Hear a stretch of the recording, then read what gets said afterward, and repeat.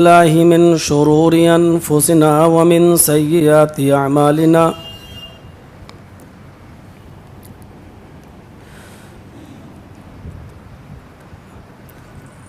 मन यहदिहिल्लाहु फला मुज़िल्ल लह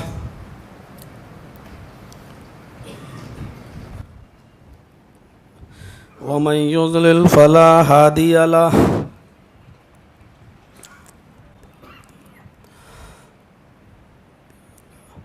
व अशहदु अल्ला इलाहा इल्लल्लाहु वहदहु ला शरीक लह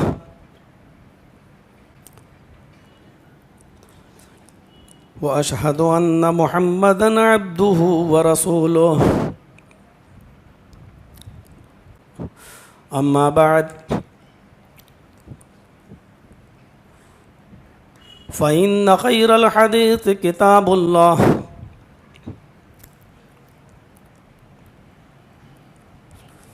व खैरल हदी हदी मुहम्मदिन सल्लल्लाहु अलैहि वसल्लम व शर्रिल उमूरि मुहदसातुहा व कुल्लु मुहदसतिन बिदअह व कुल्लु बिदअतिन ज़लालह व कुल्लु ज़लालतिन फिन्नार। अऊज़ु बिल्लाहि मिनश शैतानिर रजीम। बिस्मिल्लाहिर रहमानिर रहीम। व मिनन नासि मन यक़ूलु आमन्ना बिल्लाहि व बिल यौमिल आखिर व मा हुम बिमुमिनीन। युखादिऊन अल्लाह वल्लज़ीना आमनू व मा यख़दऊन इल्ला अनफुसहुम व मा यशऊरून फ़ी क़ुलूबिहिम मरज़ुन फ़ज़ादहुमुल्लाहु मरज़ा व लहुम अज़ाबुन अलीमुम बिमा कानू यकज़िबून। रब्बि इश्रह ली सदरी व यस्सिर ली अमरी वहलुल उक़दतम मिन लिसानी यफ़क़हू क़ौली। स्टेज पर तशरीफ़ फरमा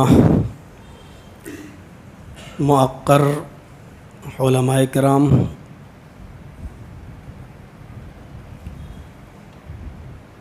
जमियत अहले हदीस के मुअज़्ज़ज़ ज़िम्मेदारान,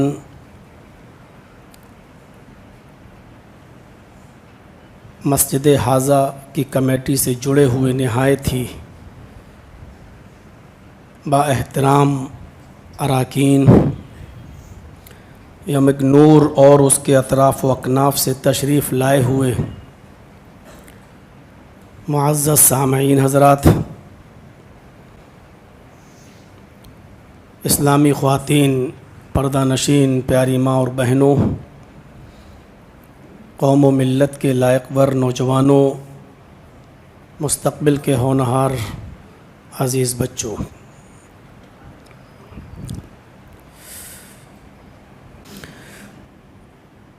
कुरान करीम के सूरह बक़रा से और सूरह बक़रा के दूसरे रुकू से मैंने चंद आयतें आपके सामने तिलावत की।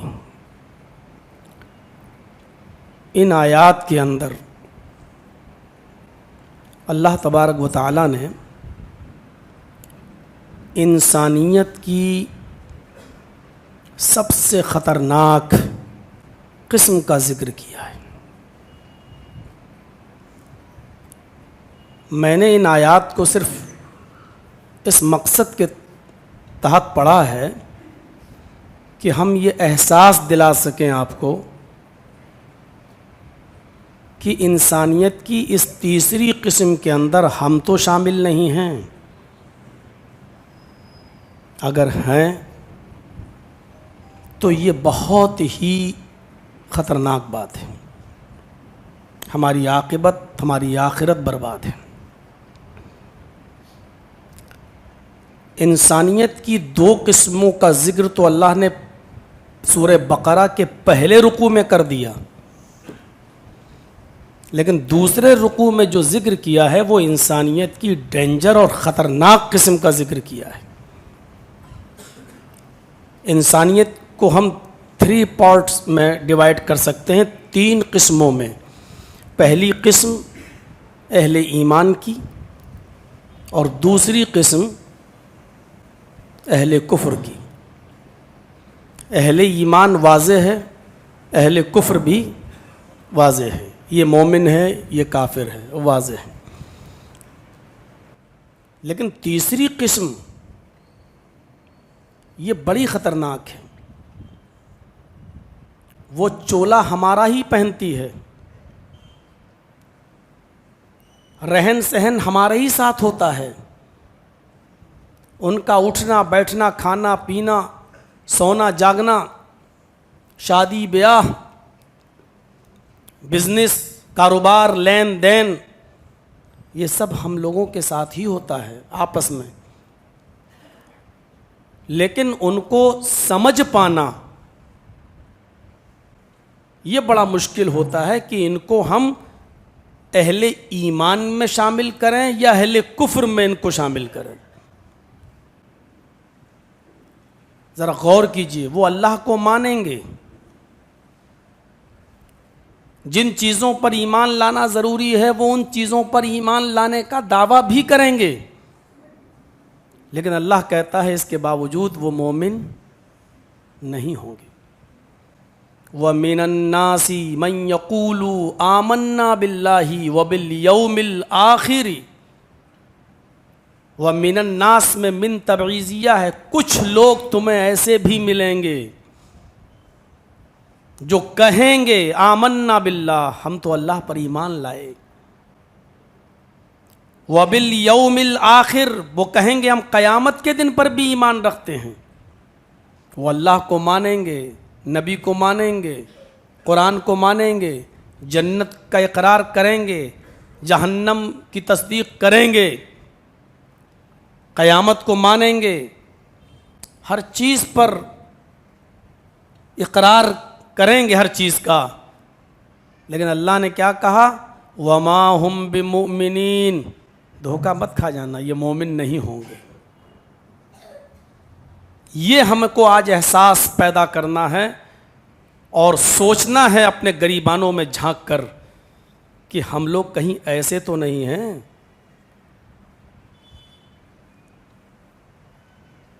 एक और सिफत इनकी बताई, इज़ा लक़ुल्लज़ीना आमनू क़ालू आमन्ना व इज़ा ख़लऊ इला शयातीनिहिम क़ालू इन्ना माअकुम।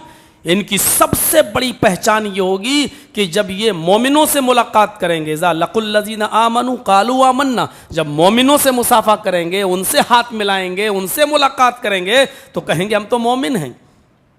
व इज़ा ख़लऊ इला शयातीनिहिम, और जब अपने चेले चपाटों के पास जाएंगे, अपने यार दोस्तों के पास जाएंगे, अपनी महफिल में जाएंगे, अपने सरदारों के पास, अपने गिरोह में जाएंगे तो क्या कहेंगे, क़ालू इन्ना माअकुम, हम तो तुम्हारे साथ हैं।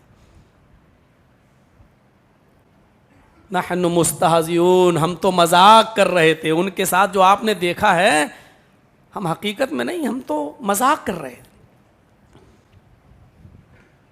अब हम गौर करें,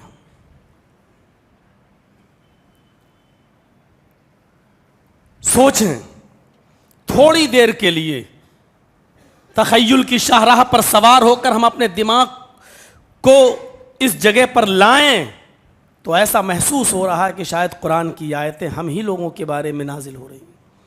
हमारी सोसाइटी में ऐसे लोग मौजूद हैं।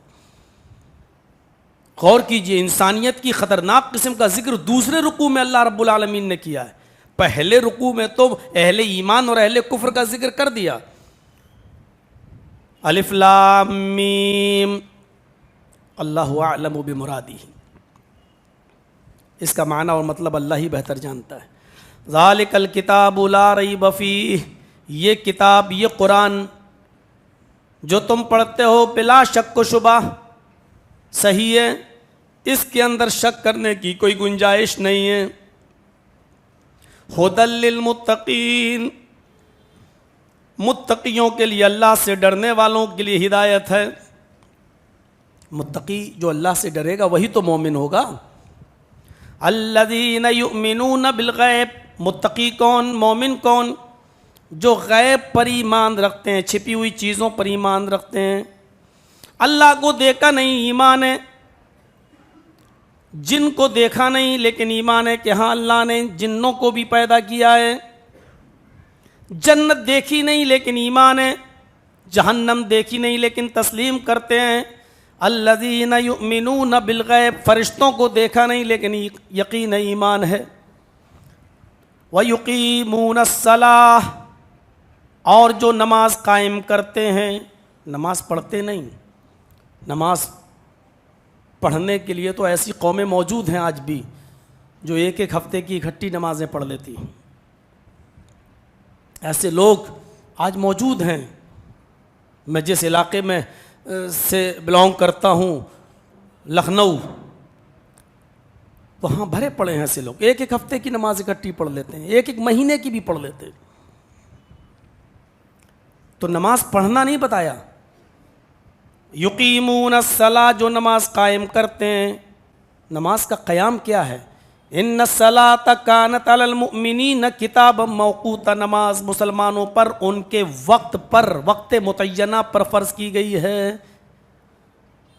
वक्त है, पढ़िए, उसका एक वक्त मुतय्यन कर दिया गया है। मुस्नद अहमद आप उठाएं और देखें, हज़रत अनस रज़ी अल्लाह ताला अन्हु ने, जिन्होंने लंबा ज़माना पाया और लंबी उम्र पाई, उमर इब्न अब्दुल अजीज़ के ज़माने में ये मस्जिद में जाते थे और कभी कभी ये पहले नमाज पढ़ के निकल जाते थे। लोगों ने शिकायत की उमर इब्न अब्दुल अजीज़ से, खलीफतुल मुस्लिमीन अनस को देखिए, या अनस, आपके पीछे कभी कभी नमाज नहीं पढ़ते हैं जमात के साथ, ये पहले नमाज पढ़कर निकल जाते हैं।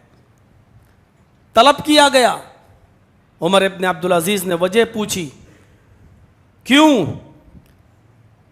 हज़रत अनस का जवाब ये था, अमीरुल मोमिनीन, मेरी इन आँखों ने जनाब मोहम्मद रसूलुल्लाह सल्लल्लाहु अलैहि वसल्लम के नमाज के औकात को देखा है। मेरी आँखें पहचानती हैं कि नबी अकरम सल्लल्लाहु अलैहि वसल्लम ने ज़ोहर कब पढ़ी, असर कब पढ़ी, मगरिब कब पढ़ी, ईशा कब पढ़ी, फजर कब पढ़ी। जब आप उस वक्त में नमाज पढ़ते हैं जब हमारे नबी जनाब मोहम्मद रसूलुल्लाह सल्लल्लाहु अलैहि वसल्लम ने नमाज पढ़ी है, तो हम आपके पीछे नमाज पढ़ लेते हैं। और जब आप उस वक्त से हट जाते हैं, लेट होकर जब आप नमाज पढ़ते हैं, तो मैं उस वक्त में नमाज पढ़ लेता हूँ जिस वक्त जनाब मोहम्मद रसूलुल्लाह ने पढ़ी होती है। मैं नमाज पढ़ के वापस चला जाता हूँ, मस्जिद से निकल जाता हूँ, लेकिन चीख चीख कर ऐलान इसलिए नहीं करता क्योंकि मुझे फितने का अंदेशा है, फसाद बर्पा ना हो जाए, आपके चाहने वाले कहीं मेरी गर्दन न उड़ा दें, फितना खड़ा ना कर दें। हमने जनाब मोहम्मद रसूलुल्लाह से ये भी सीखा है कि अल फितनतु अशद्दु मिनल क़त्ल, फितना फैलाना, फितना बर्पा करना ये कत्ल से ज़्यादा संगीन जुर्म है। इसलिए मैं फितना नहीं फैलाना चाहता हूँ। आपकी मर्ज़ी और आपके साथियों की मर्ज़ी, जब चाहे नमाज पढ़ें, लेकिन मेरी आँखें जनाब मोहम्मद रसूलुल्लाह सल्लल्लाहु अलैहि वसल्लम की नमाज के औकात को पहचानती हैं। यह है इकामत सलात। ये पहली किस्म का जिक्र हो रहा है। अल्लज़ीना युमिनून बिल गैब युकीमूनस्सलाह व मिम्मा रज़क़नाहुम युनफ़िक़ून, और हमने जो उनको रिस्क दिया है ये उस रिस्क में से ये खर्च करते हैं, अल्लाह की राह में देते हैं। और फिर देखिए, वल्लज़ीना युमिनून बिमा उन्ज़िला इलैका व मा उन्ज़िला मिन क़ब्लिक, और ये उस किताब पर भी ईमान रखते हैं जो आपके ऊपर उतारी गई है, यानी कुरान, और उन किताबों पर भी ईमान रखते हैं जो आपसे पहले हमने नाजिल की, यानी तौरात व ज़बूर, इंजील, उन किताबों पर भी ईमान रखते हैं। और वबिल आखिरति हुम युक़िनून, और क़यामत के दिन के ऊपर भी यकीन रखते हैं। अल्लाह ताला ने क्या कहा इनके बारे में? उलाइका अला हुदम मिर रब्बिहिम व उलाइका हुमुल मुफ्लिहून, यही अपने रब की हिदायत पर हैं। गौर कीजिए, ये पहली किस्म का तस्करा कर दिया अहले ईमान का, यही अपने रब की हिदायत पर हैं। उलाइका अला हुदम मिर रब्बिहिम व उलाइका हुमुल मुफ्लिहून, और यही लोग हैं जो कामयाब होने वाले हैं। कामयाब कौन है? मोमिन, यानी अहले ईमान का जिक्र। मोमिन ही कामयाब हो सकता है। कुरान करीम 18वां पारा उठाओ, मोमिनों ही को कामयाब का, कद अफलहल मोमिनून, मोमिन कामयाब हो चुके हैं, मोमिन कामयाब हो गए हैं। और यहां अल्लाह ने कहा यही लोग कामयाब हैं, यानी यही लोग मोमिन हैं। ये अहले ईमान का जिक्र कर दिया। अब रुकू अभी पूरा नहीं हुआ, लेकिन अल्लाह ताला ने एक दूसरी किस्म का भी तस्करा कर दिया। इन्नल्लज़ीना कफरू सवाउन अलैहिम अअंज़रतहुम अम लम तुनज़िरहुम ला युमिनून। ऐ मोहम्मद सल्लल्लाहु अलैहि वसल्लम, जिन लोगों ने कुफ्र किया है आप उनको समझाएं या ना समझाएं, अअंज़रतहुम अम लम तुनज़िरहुम, आप उनको डराएं या ना डराएं, बराबर है आपके लिए डराना और ना डराना। ये चिकने घड़े हैं, ला युमिनून, ये ईमान नहीं लाएंगे, यानी ये काफिर ही रहेंगे। आपका समझाना ना समझाना, आपका डराना ना डराना, ये बराबर है।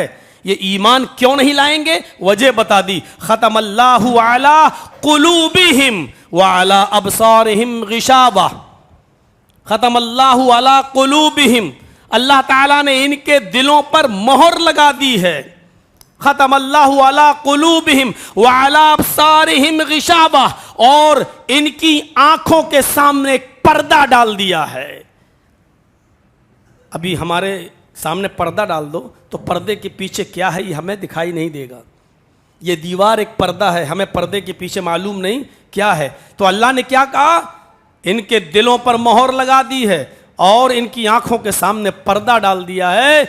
अब इनको हकीकत दिखाई नहीं दे रही है, सच्चाई दिखाई नहीं दे रही है। जैसे एक जादूगर आता है, जादू करता है, दिखाता है। आपने देखा होगा कभी ज़मीन से मिट्टी उठाया, मुट्ठी बंद किया, एक लाठी घुमाया, थोड़ी देर के बाद उसने मुट्ठी खोली तो रुपया बन गया, सिक्का बन गया, एक का सिक्का, दो का, वो आपको दिखाएगा देखिए मैंने मिट्टी उठाई।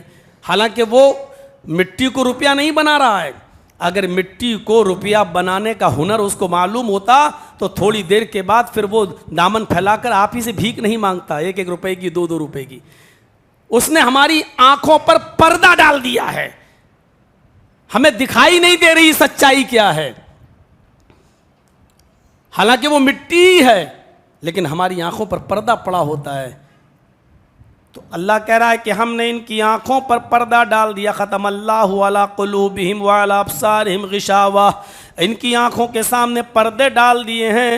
वलहुम अज़ाबुन अज़ीम, और इनके लिए बड़ा अजाब है। कुफ्र का और अहले ईमान का जिक्र पहले रुकू में हो गया। दूसरे रुकू में आइए, हम मोमिनों से वाकिफ़ हैं, हम कुफ्र से या ये कह लीजिए काफिरों से हम बाखबर हैं। लेकिन तीसरी किस्म, अल्लाह के रसूल सल्लल्लाहु अलैहि वसल्लम को उनकी ज़िंदगी में इतना नुकसान काफिरों ने नहीं पहुंचाया जितना नुकसान इस बीच वाली किस्म ने पहुंचाया है, जिसको हम मुनाफिक के नाम से जानते हैं। इनके बारे में पता नहीं चलता है। ये जुमे के दिन बाद में आते थे लेकिन सफों को चीरते हुए सबसे आगे बैठने की कोशिश करते थे। कुरान एक जगह कहता है इनके लिबास तुम्हें खुश कर देंगे। क्या मोमिन लोग लिबास पहनेंगे जो ये पहनेंगे, काफी ऊंचा पैजामा, काफी नीचा कुर्ता, लंबी दाढ़ियां, सब कुछ, उनके चेहरे मुखड़े, उनके लिबास देखकर आप खुश हो जाएंगे। सफों को चीरते हुए आगे बैठते थे। युखादिऊन अल्लाह वल्लदीना आमनू वमा यखदऊन इल्ला अनफुसहुम। अब आप भी सोच रहे होंगे ये क्या बात रही यार, ईमान का दावा भी करेंगे, क़यामत भी मानेंगे, जन्नत जहन्नम सब मानेंगे, और फिर भी अल्लाह कह रहा है ये मोमिन नहीं, तो फिर वो ऐसा कह क्यों रहे। अल्लाह ने उसका रीज़न भी बता दिया। ऐसा इसलिए कर रहे हैं युखादिऊन अल्लाह, अल्लाह को धोखा देना चाहते हैं, वल्लदीना आमनू, और मोमिनों को धोखा देना चाह रहे हैं। अल्लाह को धोखा दे नहीं सकते, अल्लाह किसी के धोखे में आ ही नहीं सकता। और जो सच्चा मुसलमान होगा, सच्चा मोमिन होगा, वो भी इनके धोखे में नहीं आएगा। देखिए नमाज पढ़ रहे हैं, हाफिज़ अब्दुल गनी साहब भी नमाज पढ़ रहे हैं, हाफिज़ अब्दुल गनी साहब हफ्ते के दिन भी मस्जिद में हैं, संडे को भी मस्जिद में हैं, मंडे को भी मस्जिद में है, ट्यूसडे को भी, वेडनेसडे को भी, थर्सडे को भी, पूरा हफ्ता मस्जिद में, सब देख रहे हैं 5 वक्त की नमाज में। आज मौलाना जर्जीस साहब मस्जिद में आए, जुमे का दिन है, अब्दुल गनी साहब के बगल में बैठ गए और सऊदी अरब का रुमाल भी डाल लिया और 10 सुन्नतों पे सुन्नतें पढ़ते चले जा रहे हैं। 11 बजे मस्जिद में आके बैठ गए जुमे के दिन। पूरे हफ्ते गायब, जुमे के दिन पहली सफ में हम बैठे हुए हैं। अब्दुल गनी साहब सोच रहे हैं, या अल्लाह मैं तो पूरे हफ्ते नमाज पढ़ता हूँ, तब मैं मुसलमान हूँ। जर्जीस साहब से पूरे हफ्ते गायब और आज आ गए, ये भी मुसलमान हैं। अगर जुमे ही के दिन अकेले नमाज पढ़ देने से, अकेले नमाज पढ़ लेने से भी अगर इस्लाम बाकी है और ईमान बाकी है, तो मुझे पूरे हफ्ते नमाज पढ़ने की क्या जरूरत, मैं भी जुमे जुमे आ जाऊंगा। थोड़ी देर में ख्याल आता, नहीं जर्जी साहब, आप अपनी कब्र में जाओगे, मैं अपनी कब्र में जाऊंगा। आपके साथ आपके अमाल हैं, हमारे साथ हमारे अमाल हैं। तो जो सच्चा मोमिन होगा वो कभी धोखे में नहीं आएगा। अब हमारा मुआशरा तय करे। मैं कोई फतवा देने नहीं आया हूं यहां, ना फतवा देना चाहता हूं, लेकिन हमारा समाज और हमारी सोसाइटी तय करे। इस समाज में वो लोग भी मौजूद हैं जो 5 वक्त की नमाज पाबंदी के साथ मस्जिद में आते हैं, और इसी समाज में वो लोग भी मौजूद हैं जो सिर्फ जुमे के दिन मस्जिद में दिखते हैं। हमारा समाज इन दोनों को किस नजर से देखेगा? समाज की क्या जिम्मेदारी बनती है? समाज के ऊपर क्या चीज, कौन सी चीज आयद होती है? बोलिए।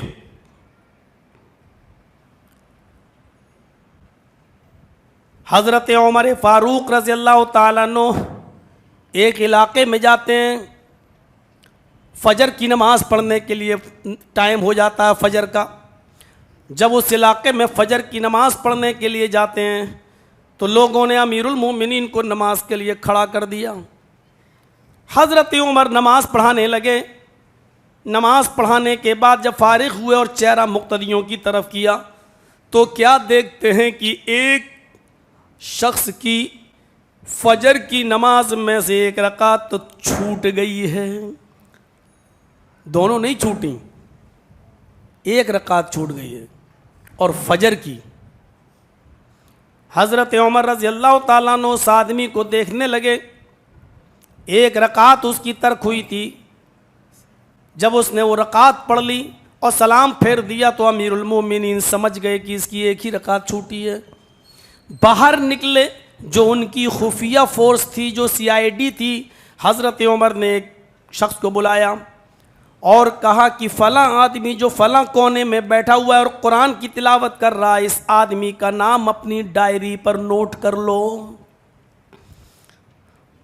तुम्हारे पास जो चीज़ है, जहाँ लिखते हो वहाँ लिख लो। इस आदमी को, मैं तो आज चला जाऊँगा, दूसरे इलाके में जा रहा हूँ, इस आदमी का नाम नोट कर लो, और कल फजर की नमाज में देखना ये देर से तो नहीं आ रहा है, और परसों भी देखना आज ये शख्स देर से आया है, कल भी नज़र रखना और परसों भी। अगर ये 3 दिन अगर फजर की नमाज में ताखीर से आया तो मैं इसको मुर्तद समझूंगा और उसकी गर्दन उड़वा दूंगा।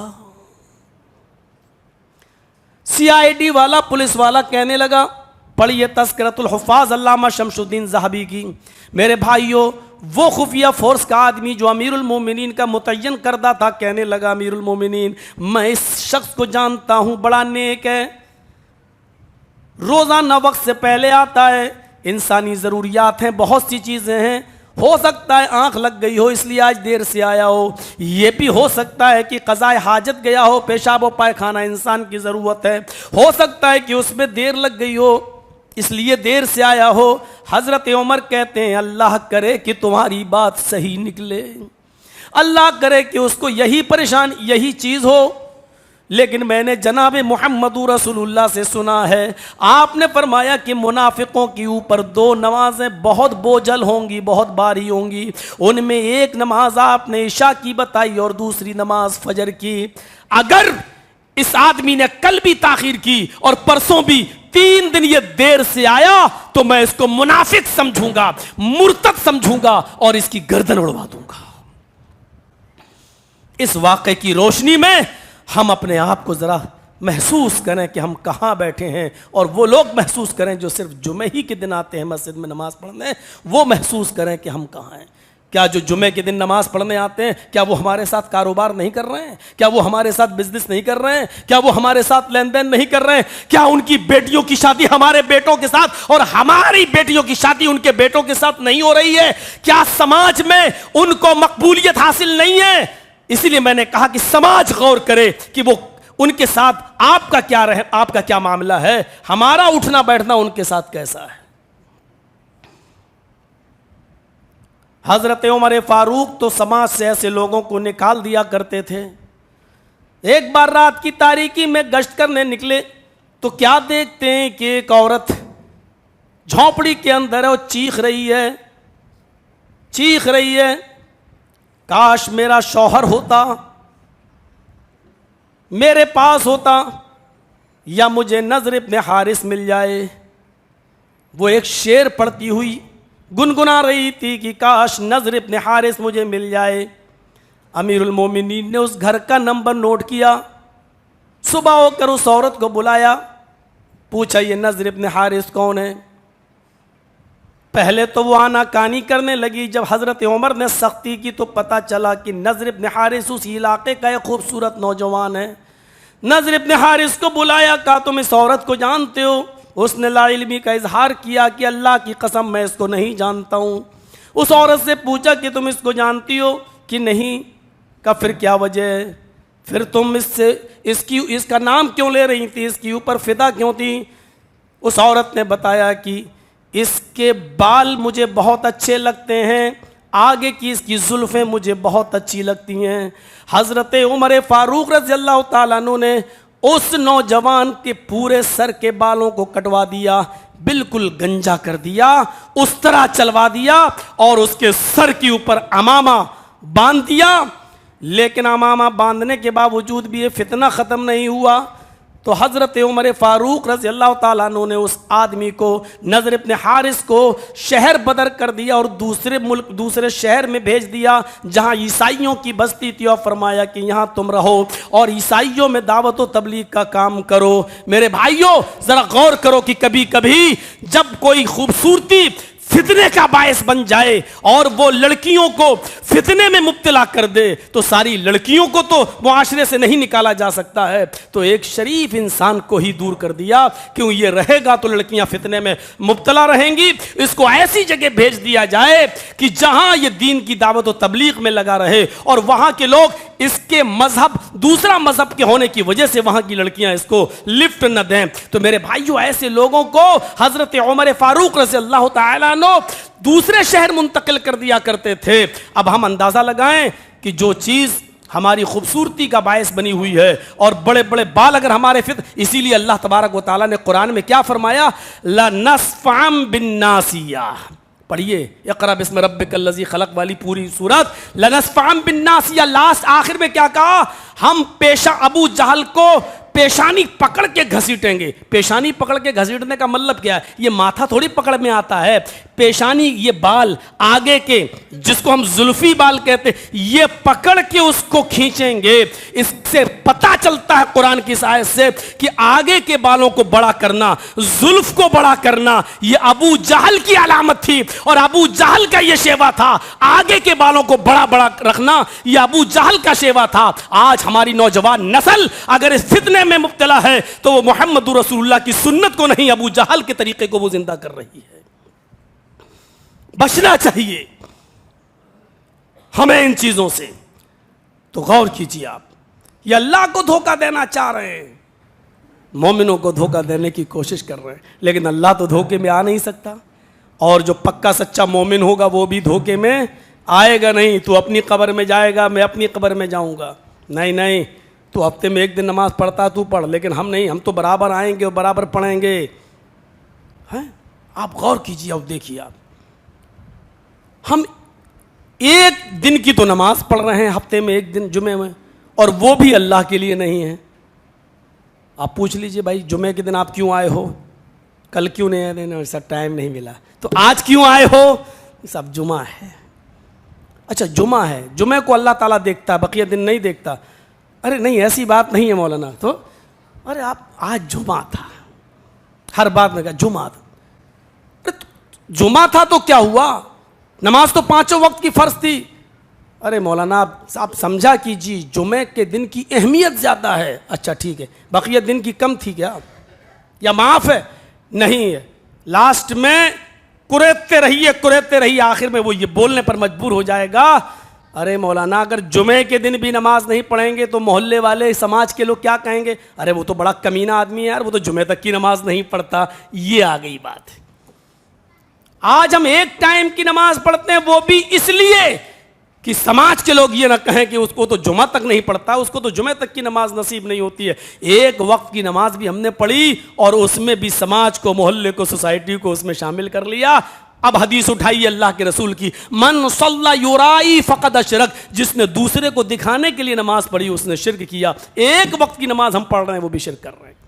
अब ये क़याम हमारा अल्लाह के लिए नहीं है, मोहल्ले वालों के लिए है। अब ये रुकू हमारा अल्लाह के लिए नहीं है, मोहल्ले वालों के लिए है। अब ये सजदा हमारा अल्लाह के लिए नहीं है, मोहल्ले वालों के लिए। इसी को अल्लाह के नबी ने फरमाया, मन सल्ला युराई फक़द अशरक, जिसने दिखाने के लिए नमाज पढ़ी उसने शिर्क किया। अब ये नमाज हमारी अल्लाह के लिए नहीं होगी बल्कि शिर्क हो जाएगी, क्योंकि हमने मोहल्ले वालों को, समाज को दिखाने के लिए हमने नमाज पढ़ी। हम गौर करें, हम कहाँ खड़े हैं, कहाँ हैं हम। हजरत उमर फारूक के इस वाक़े से आप अंदाजा लगाइए कि नाम नोट करो, लिख लो, अगर ये 3 दिन देर से आया तो मैं इसकी गर्दन उड़वा दूंगा। इससे आप अंदाजा लगाइए। मुअत्ता इमाम मालिक उठाइए, हजरत उमर फारूक को जब खंजर मारा गया और खंजर निकाला गया तो उनका पेट नाफ से लेकर शर्मगाह तक फट गया। फजर की नमाज में थे, अबू लूलू ने जब नेज़ा मारा, फिरोज ने भागने की कोशिश की, लेकिन एक सहाबी ने उसके ऊपर चादर फेंक दी जिससे वो गिर गया। उसने समझा कि अब मैं पकड़ा गया, तो उसने वो खंजर, वो नेज़ा खुद अपने मार लिया। हजरत उमर नमाजी की हालत में बेहोश हो गए, उनको लाया गया, पानी वानी के छींटे मारे गए। काफ़ी देर के बाद जब उनको होश आया, तबीबों ने, हकीमों ने कहा कि इनको दूध पिलाओ। जब दूध मुंह से पिलाया जा रहा था तो वो दूध पेट के रास्ते से बाहर निकल जाता था। कहा शहद पिलाओ, शहद में शिफा है। जब शहद खिलाया जा रहा था तो वो शहद पेट के रास्ते से बाहर निकल रहा था, कोई भी चीज़ उनके पेट में रुक नहीं रही थी। इसी हाल में किसी ने कह दिया, अमीरुल मोमिनीन, आप पहली रकात में थे और आपको नेज़ा मारा गया, आप ज़मीन पर गिर गए, आप लेटे लेटे फजर की नमाज अदा कर लीजिए। हज़रत उमर फारूक ने कहा, क्या मैंने अभी फजर की नमाज नहीं पढ़ी? कहा नहीं। कहा पानी लाओ। पानी लाया गया, वज़ू बनाया, फिर उन्होंने, वो खड़े हो गए। लोगों ने कहा इस हाल में आप लेट कर भी नमाज पढ़ सकते हैं। कहने लगे, अल्लाह के नबी ने यह फरमाया कि अगर खड़े होकर पढ़ने की ताकत ना हो तो बैठ के पढ़ो, बैठ के पढ़ने की ताकत ना हो तो लेट के पढ़ो। अभी मेरे अंदर खड़े होकर पढ़ने की ताकत है। इस हाल में भी उन्होंने खड़े होकर 2 रकात नमाज अदा कर ली। जब वो 2 रकात नमाज पढ़ चुके तो किसी ने कहा, अमीरुल मोमिनीन, अगर किसी का पेट फट जाए और दूध और पानी खाना उसका पेट से निकलने लगे, क्या इस हाल में वो नमाज तर्क कर सकता है? क्या इस हाल में वो नमाज छोड़ सकता है? हजरत उमर फारूक ने जो जवाब दिया वो मुअत्ता इमाम मालिक में आज भी मनक़ूल लिखा हुआ है। हजरत उमर फारूक कहते हैं इस हाल में भी उसको नमाज पढ़ना पड़ेगी।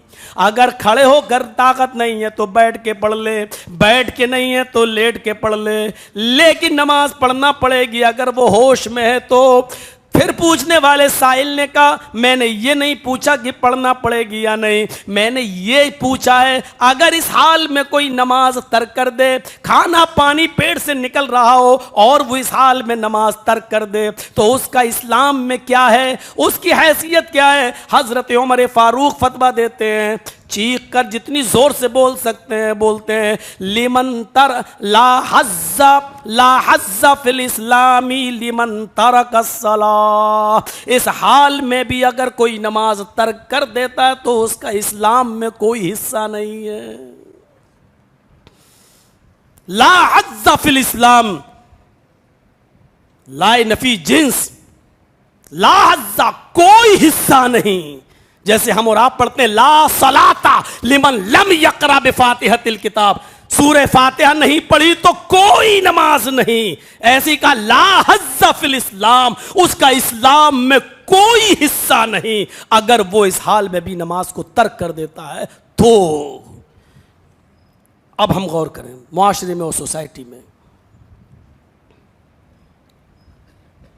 यहां हुक्म दिया जा रहा है बच्चे 7 साल के हो जाएं तो उनको मस्जिद में ले जाओ, 10 साल के हो जाएं ना पढ़ें तो मारो, फज़लिबूहुम, मार मार के ले जाओ।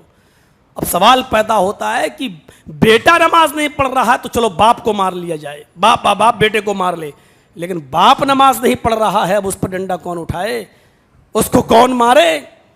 कहो उसका बाप यानी दादा, तो वो तो मर चुका है बेचारा, वो तो कब्र में चला गया।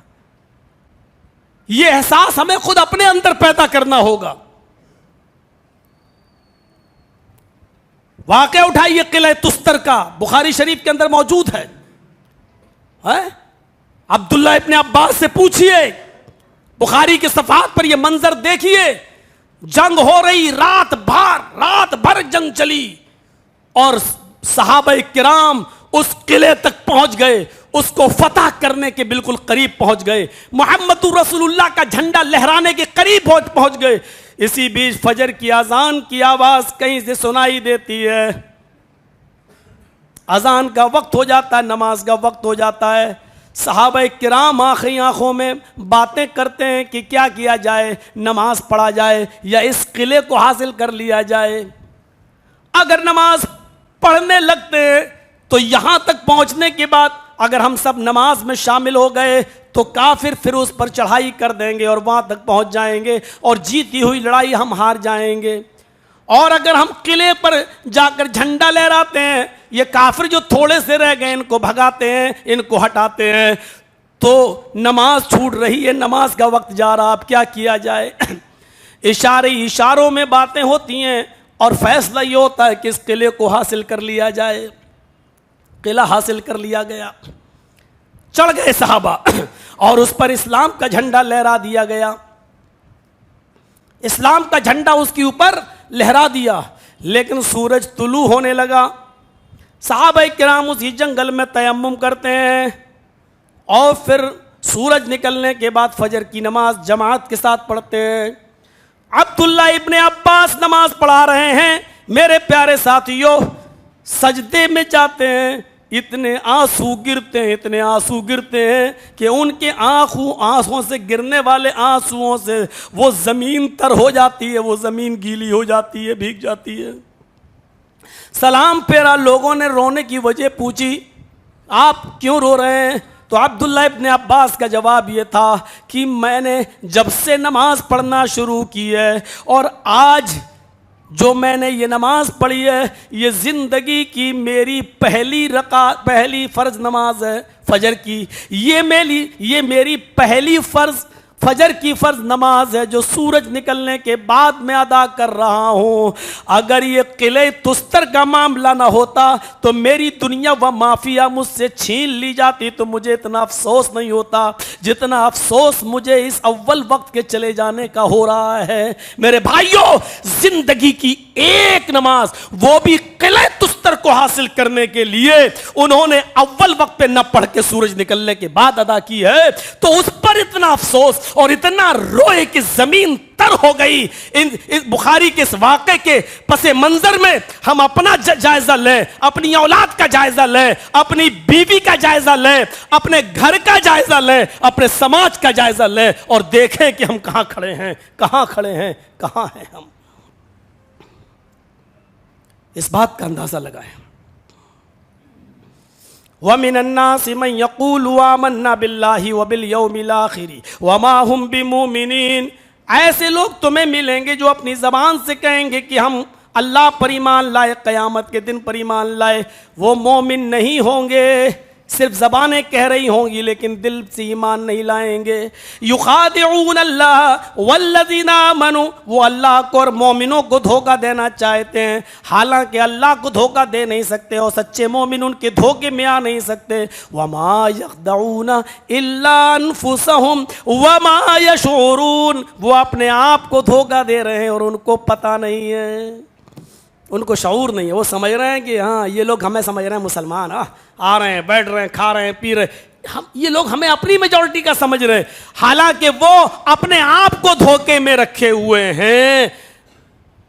फी कुलूबिहिम मरज़ुन फज़ादहुमुल्लाहु मरज़ा, इनके दिलों में शक की बीमारी है। शक की बीमारी का कोई इलाज नहीं। शक की बीमारी क्या है?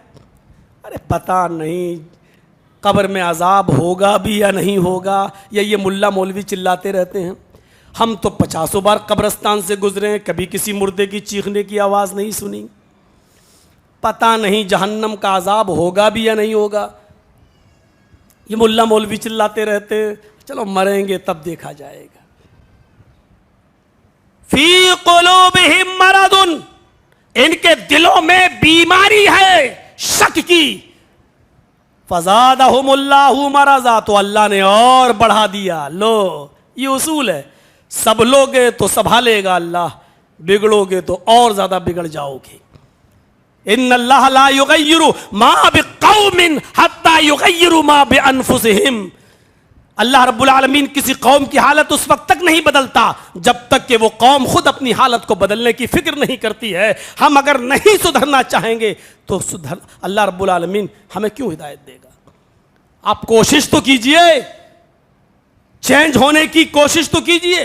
क्या जबरदस्त बात कही, इनके दिलों में बीमारी है, अल्लाह ने उस बीमारी को और बढ़ा दिया। काफिरों के लिए कहा था वलहुम अज़ाबुन अज़ीम, इनके लिए बड़ा अजाब है, लेकिन इनके लिए कहा अल्लाह ने वलहुम अज़ाबुन अलीमुम बिमा कानू यकज़िबून, दर्दनाक अजाब है। अलीम फ़ईल के वजन पर मुबालिगा का सेगा, इनके लिए इतना दर्दनाक अजाब है जो इनके जहनों ने, इनके दिमागों ने सोचा भी नहीं होगा। इतना सख्त अजाब है, इतना तकलीफ दे अजाब है जो किसी दिमाग ने सोचा नहीं होगा, किसी आंख ने उसको अब तक देखा नहीं होगा। हमारे पास इनके लिए बड़ा अलमनाक, दर्दनाक, दुखदायक अजाब है, इसलिए कि ये झूठ से काम लिया करते थे, झूठ बोला करते थे। हम अपनी सोसाइटी में, मुआशरे में गौर करें, देखें, मुनाफिकत, बहुत सी निशानियां हैं मुनाफिकत की, बहुत सी। एक तो यही हजरत उमर फारूक ने कहा कि अल्लाह के नबी सल्लल्लाहु अलैहि वसल्लम ने फरमाया कि 2 नमाजें मुनाफिकों पर बहुत भारी गुजरेंगी, एक इशा की और एक फजर की। यह भी मुनाफिकत की एक अलामत है। यह अलामत आप अपने अंदर से निकालिए और उस हदीस को आप उठाइए जिसके अंदर तो क्लियर कह दिया गया है आयतुल मुनाफिक सलास, और मुस्लिम शरीफ के अल्फाज तो ये हैं कि वह इंसामा व सल्ला व ज़ामा अन्नहु मुस्लिम, ये 3 चीजें जिसके अंदर पाई जाएंगी वो पक्का मुनाफिक है, पक्का मुनाफिक। व इंसामा, चाहे वो कितना ही बड़ा रोजेदार हो, व सल्ला, चाहे कितना बड़ा नमाजी हो, व ज़ामा अन्नहु मुस्लिम, और अपने आप को कितना बड़ा मुसलमान समझ रहा हो, अगर ये 3 चीजें उसके अंदर पाई गई तो उसकी नमाज, उसका रोजा किसी काम का नहीं है, उसका इस मुसलमान होना किसी काम का नहीं है। फिर अल्लाह के नबी फरमाते हैं वो 3 चीजें क्या हैं? इज़ा हद्दसा कज़ब, जब बात करेगा तो वो झूठ बोलेगा, व इज़ा वअदा अख़लफ़, जब वादा करेगा तो खिलाफ वर्जी करेगा, व इज़ा तुमिना खान, और जब उसके पास कोई अमानत रखी जाएगी तो वो अमानत में खयानत करेगा। ये चीज़ है। मैं समझता हूं झूठ की बुनियाद पर तो शायद ही कोई बच पाए। पहली चीज, इज़ा हद्दसा कज़ब, जब बात करेगा तो झूठ बोलेगा। और ये झूठ ही एक ऐसी चीज थी जिसके बारे में अल्लाह के नबी सल्लल्लाहु अलैहि वसल्लम से सवाल किया एक सहाबी ने कि अल्लाह के रसूल, क्या मोमिन बुज़दिल हो सकता है? जंग हो रही है, बहुत टाइट पोजीशन है, हम कमज़ोर हैं, काफिरों का गलबा है, क्या बुज़दिल हो सकता, भाग सकता है मैदान जंग छोड़कर? तो अल्लाह के नबी ने कहा, हाँ, किसी को जान प्यारी हो तो वो बुज़दिली दिखा सकता है, जंग का मैदान छोड़कर भाग सकता है, बुज़दिली आ सकती है किसी के अंदर। पूछने वाले ने पूछा, अल्लाह के नबी क्या मोमिन बखील भी हो सकता है? कंजूस, बखील। कहा अल्लाह के रसूल ने क्या कहा? हाँ, बखीली भी आ सकती है। मालो दौलत की मोहब्बत उसके घर दिल में घर कर जाए तो वो बखीली भी कर सकता है।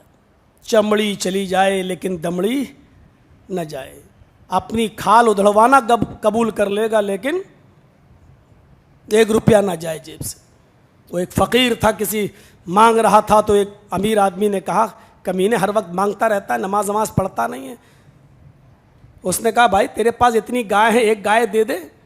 तो उसने कहा, ठीक है, मैं गाय तो तुझे दे दूंगा, लेकिन 40 दिन तक तुझे नमाज पढ़ना पड़ेगी। 40 दिन का फ़लसफ़ा मुझे समझ में नहीं आया, हो सकता है कि उसी के बाद से ये चला हो।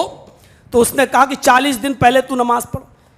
तो वो फ़कीर जो था उसी के दरवाजे के पास जो मस्जिद थी वहीं नमाज पढ़ता रहा, ताकि ये अमीर आदमी हमें देखता रहे। जब 40 दिन पूरे हो गए तो 41वें दिन जाके कहता, साहब आपने तो देखा कि मैंने 40 दिन नमाज पढ़ ली, अब तो एक गाय दे दे। तो अमीर आदमी ने कहा, मुझे क्या बेवकूफ़ समझ रखा है? आज तक मैंने अपने जिस्म का पसीना किसी को नहीं दिया, तुझे गाय दे दूंगा? का फिर हमसे नमाजें क्यों पढ़वाई? का 40 दिन इसलिए पढ़वाई कि अब तुझे आदत पड़ गई होगी नमाज पढ़ने की, अब तू नहीं छोड़ेगा। उसने कहा कि मैं तेरा भी बाप हूँ। का क्यों? का अब तक मैंने जितने भी नमाजें पढ़ी एक में भी वजू नहीं बनाया था, सब बगैर वजू के पढ़ी। ये सूरत हाल है। हम किसी को ज़बरदस्ती नहीं बना सकते हैं मोमिन, हम किसी को ज़बरदस्ती नमाजी नहीं बना सकते। इसका एहसास तो हमें दिल से होना चाहिए, हमें दिल से। और माफ़ कीजिएगा, अल्लाह तबारक व तआला ने भी हमें यही हुक्म दिया है कि आप सिर्फ डराने वाले हैं, और नबी अकरम से भी कहा, लस्ता अलैहिम बिमुसैतिर, आप दरोगा बनाकर नहीं भेजे गए हैं। बस इन्नमा अंत मुज़क्किर, आप सिर्फ डराइए लोगों को, बता के अलग हट जाइए, बताइए, डराइए। दरोगा नहीं है आप, हाकिम नहीं है, लाठी और डंडा लेकर आप किसी को ऐसा नहीं कर सकते हैं। आप हाकिम बनाकर मैंने आपको नहीं भेजा। गौर करें, हम क्या कहा कि बात करेगा तो झूठ बोलेगा। फिर क्या कहा यहां मैं, अल्लाह के रसूल क्या मोमिन बखील भी हो सकता? तो अल्लाह के रसूल ने कहा, आ सकती है बखील, आ सकती है कंजूसी। तो कहा, अल्लाह के रसूल क्या मोमिन झूठा भी हो सकता है? झूठा भी? तो अल्लाह के नबी सल्लल्लाहु अलैहि वसल्लम ने फरमाया, वल्लाही अल मुमिन ला यकज़िब, अल्लाह की कसम मोमिन झूठा नहीं हो सकता। बुज़दिली आ सकती है, हालांकि बुरी आदत है बुज़दिली, लेकिन आ सकती है। बखीली बुरी आदत है लेकिन आ सकती है। 100 रुपए खर्च करना चाहिए लेकिन वहां 10 रुपए कर रहा है, आ सकती है बखीली। लेकिन मोमिन झूठ नहीं बोल सकता है। पूछने वाले ने पूछा, क्या मोमिन झूठा भी हो सकता? तो साफ का नहीं, मोमिन झूठा नहीं हो सकता।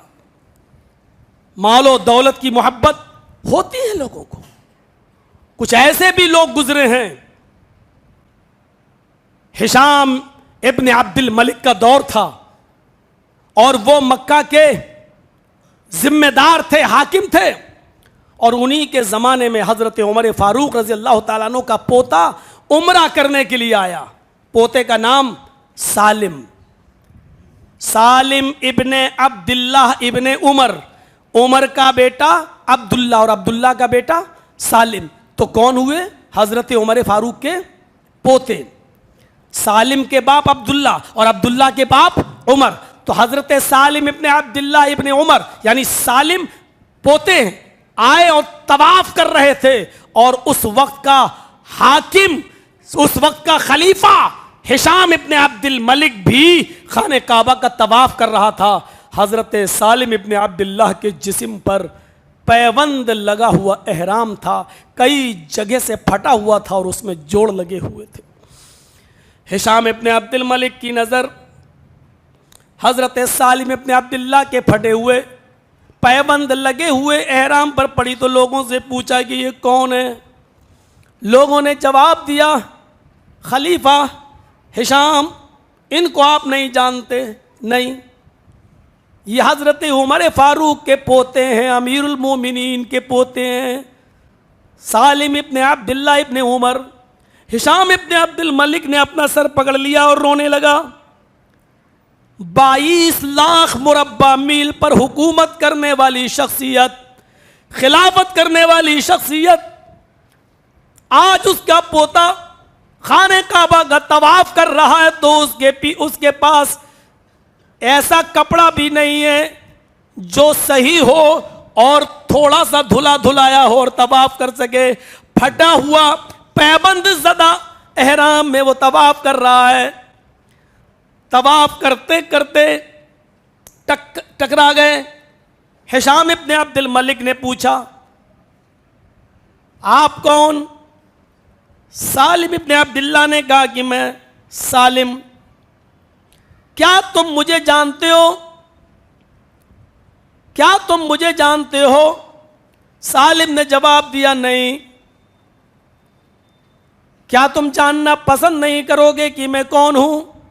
हजरत सालिम कहते हैं, यह अल्लाह का घर है, इस अल्लाह के घर में आप भी अपनी ज़रूरत लेके आए हैं और हम भी अपनी ज़रूरत लेके आए हैं, इसलिए एक ज़रूरतमंद दूसरे ज़रूरतमंद से क्या कह सकता है, इससे ज़्यादा मैं क्या कहूं।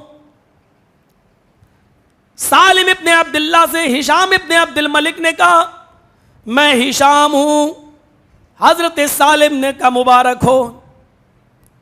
हिशाम इब्ने अब्दुल मलिक ने फिर कहा, तुम्हें जिन चीज़ों की ज़रूरत हो एक लिस्ट बनाकर मुझे दे दीजिए, मैं शाम तक या कल तक तुम्हारे घर पे पहुंचा दूंगा।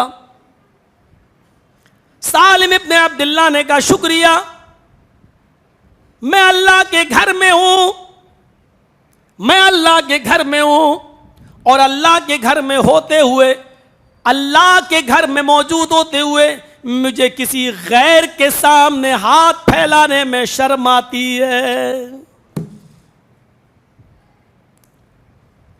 इन्नी लअस्तही फी बैतिल्लाह, अल्लाह के घर में हूं और मुझे शर्म आती है। अन असला फी गैरी, कि मैं अल्लाह के अलावा किसी गैर से सवाल करूं, अल्लाह को छोड़कर किसी और के सामने अपना दामन फैलाऊं। मुझे अल्लाह के घर में अल्लाह के होते हुए किसी गैर से मांगने में मुझे शर्म आती है। तवाफ मुकम्मल हो गया। हिशाम इब्ने अब्दुल मलिक की नजर सालिम के ऊपर है।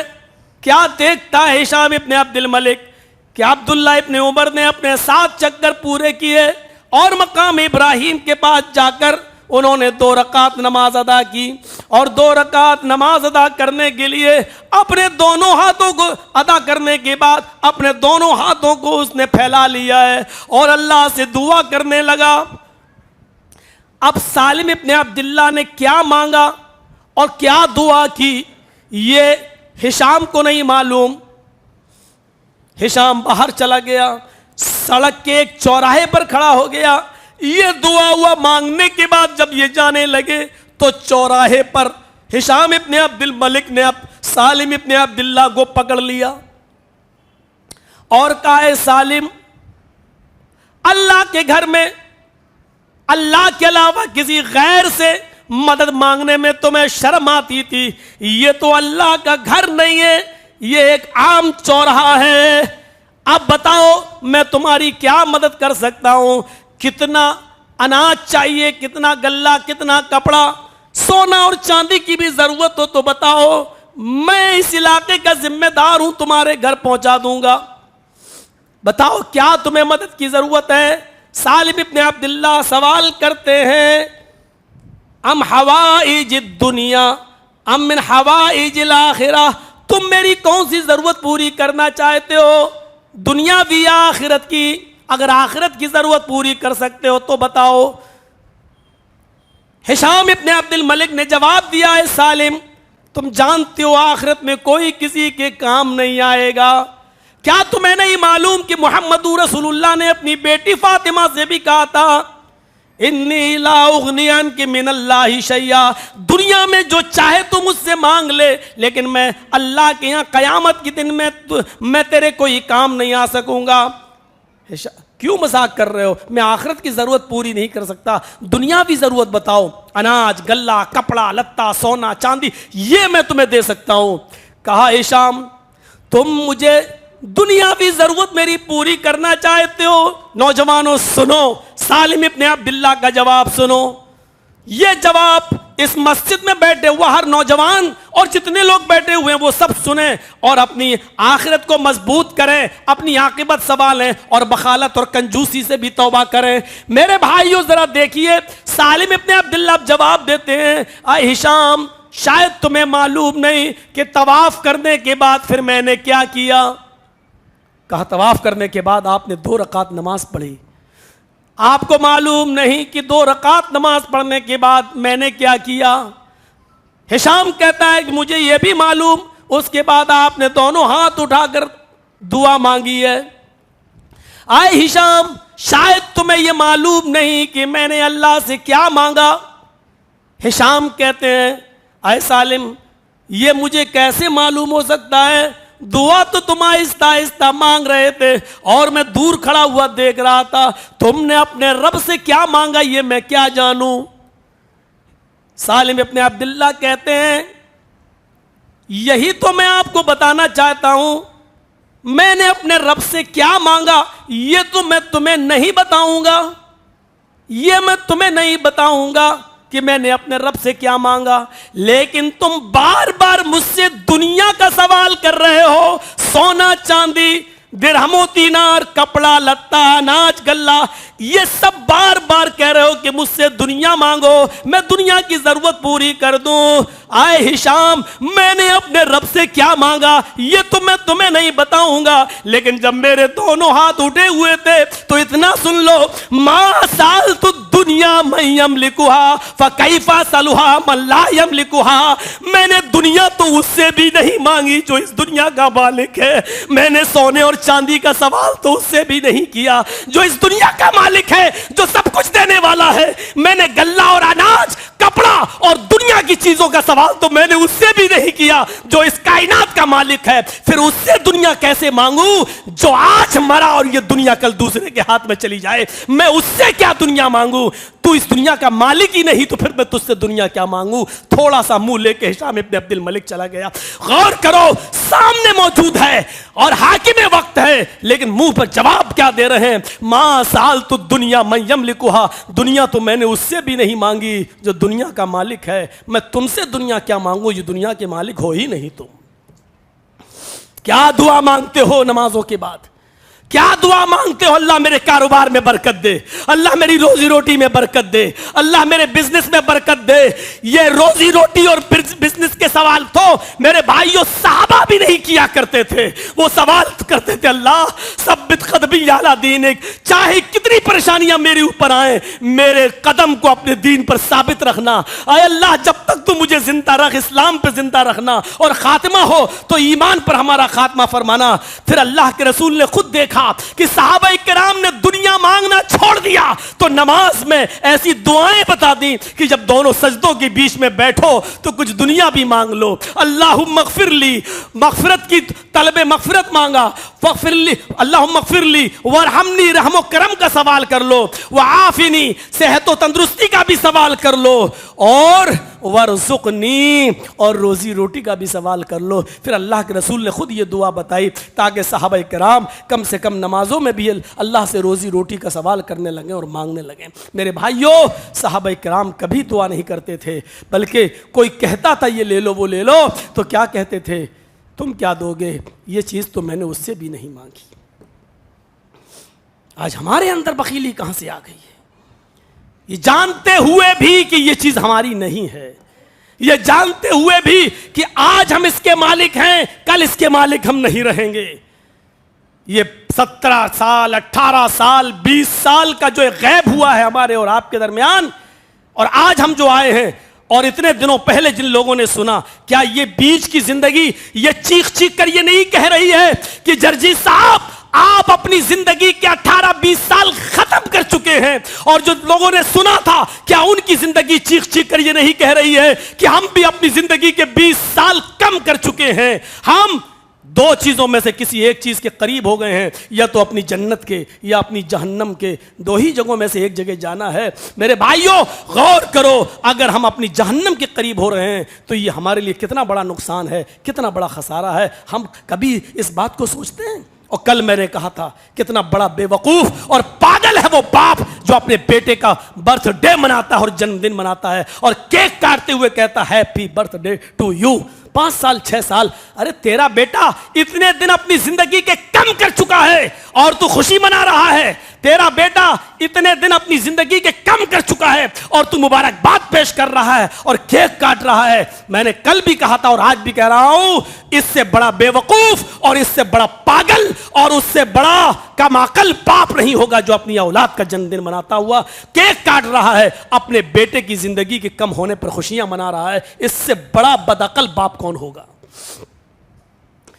वेस्टर्न कल्चर से जब मुतासिर होंगे, मगरबी तहजीब से जब मुतासिर होंगे, तो हमारे घर में हमारी माएँ और हमारी बेटियां भी और हमारे भाई भी और हम लोग भी ऐसे ही होंगे।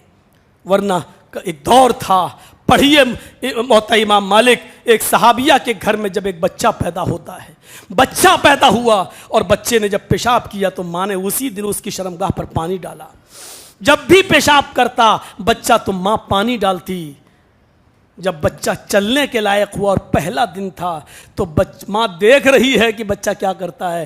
पहला दिन बच्चा खड़े होकर चलने लगा, पेशाब लगा तो बच्चे ने पानी का बर्तन खुद उठाया और चला गया, पेशाब करता है और वैसी पानी वो भी अपनी शर्मगाह पे डालता जैसे माँ डालती थी। माएँ इस तरीके से तरबियत किया करती थी अपनी औलाद की। आज माएँ क्या करती हैं? पैंट की चैन खोल ले, बेटा यहाँ पेशाब कर ले। आज हमारी माएँ, हमारी औरतें आज ये तरबियत, mother's lip is first college for children. माँ की गोद ये बच्चे का पहला मदरसा होता है। जो बच्चा माँ की गोद से तरबियत हासिल नहीं कर सका, माफ कीजिए, किसी यूनिवर्सिटी में हासिल नहीं कर सकेगा। आज भी देख लो, मैं अब इटावा से शिफ्ट होकर लखनऊ पहुंच गया हूं, यूनिवर्सिटी है लखनऊ। आज भी देख लीजिए, पैंट की चैन खोल के पीएचडी पास डॉक्टर, बड़े बड़े एमबीबीएस आज भी खड़े होकर पेशाब कर रहे हैं, जिनको इतनी बड़ी डिग्री लेने के बाद भी पेशाब करने तक का तरीका नहीं आया। वो क्या स्कूलों से पढ़ेंगे और क्या पढ़ाया जाएगा? तरबियत घर से होती है।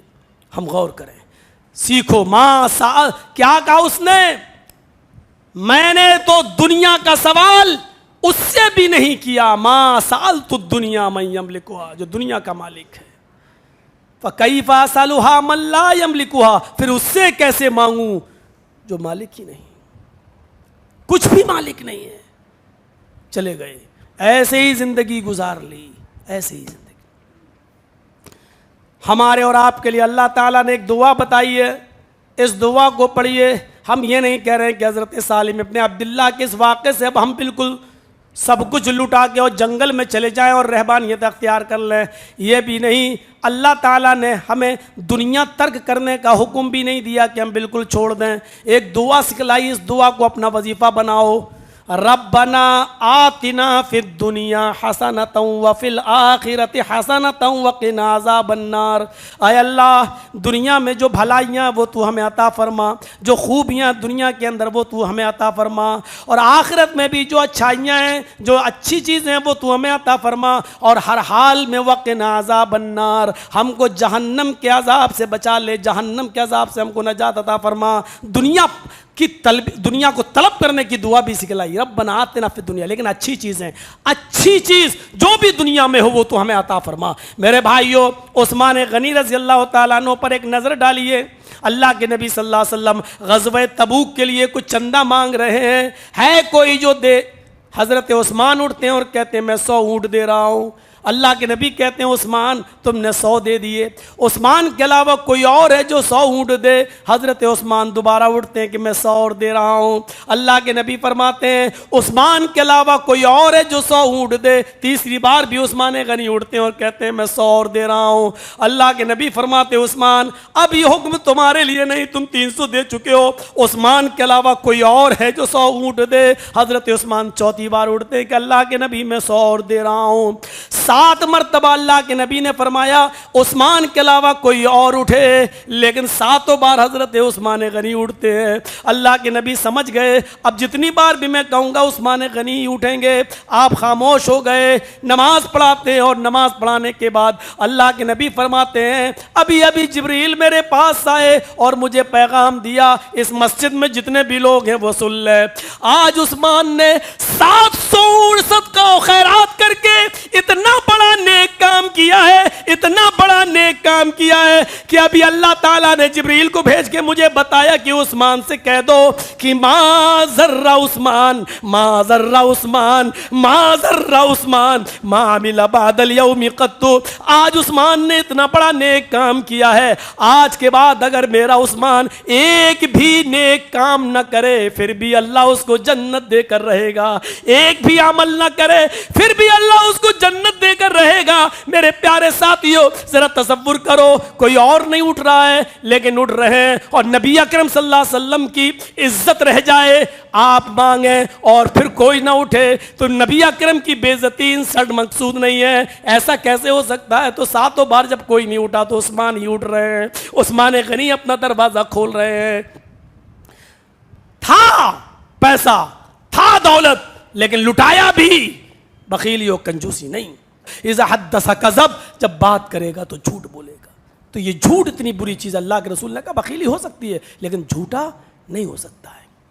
गौर कीजिए आप, बहुत मजम्मत है झूठ पर। हम लंबी चौड़ी तकरीर नहीं करना चाहता हूं, वरना सिर्फ झूठ ही पर बोलूं तो पूरा 2, 2.5, 3 घंटा झूठ पर भी तकरीर की जा सकती है, सिर्फ झूठ पर। इज़ा हद्दसा कज़ब व इज़ा वादा अखलफ। दूसरी चीज क्या बताई?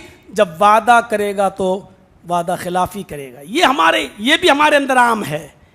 हाँ बस आ रहे हैं, बस 2 किलोमीटर रह गया है और हैं हम अभी 20 किलोमीटर। सामने वाले को झूठी तसल्ली देना। वो वाक़या सुना, इमाम बैहक़ी अपनी सुनन के अंदर नकल करते हैं कि अल्लाह के रसूल से किसी साहबी ने, किसी यहूदी ने कहा तो अल्लाह के रसूल सल्लल्लाहु अलैहि वसल्लम बस इतना कहा कि आप ये बैठिए मैं अभी आता हूँ, अभी आता हूँ। और घर जाने के बाद भूल गया वो अपना वादा।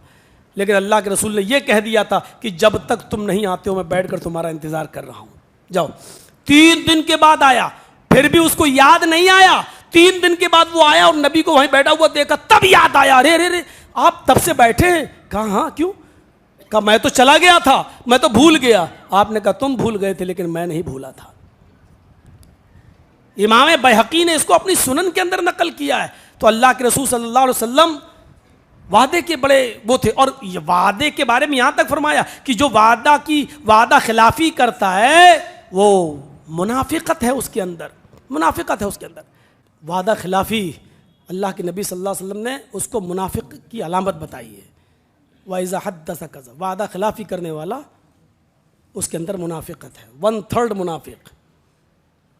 हज़रत अब्दुल्ला इब्न उमर रज़ी अल्लाह ताला अन्हु की जब इंतकाल का वक्त करीब आया, देखिए यहाँ तो बड़ा अजीब हिसाब है। हमारी बेटी का निकाह रिश्ता लगा हुआ है, शादी होने वाली है, लेकिन शादी होने से पहले पता चला कि एक और कोई अच्छा रिश्ता आ गया और वो मेरी बेटी को और अच्छा रख सकता है।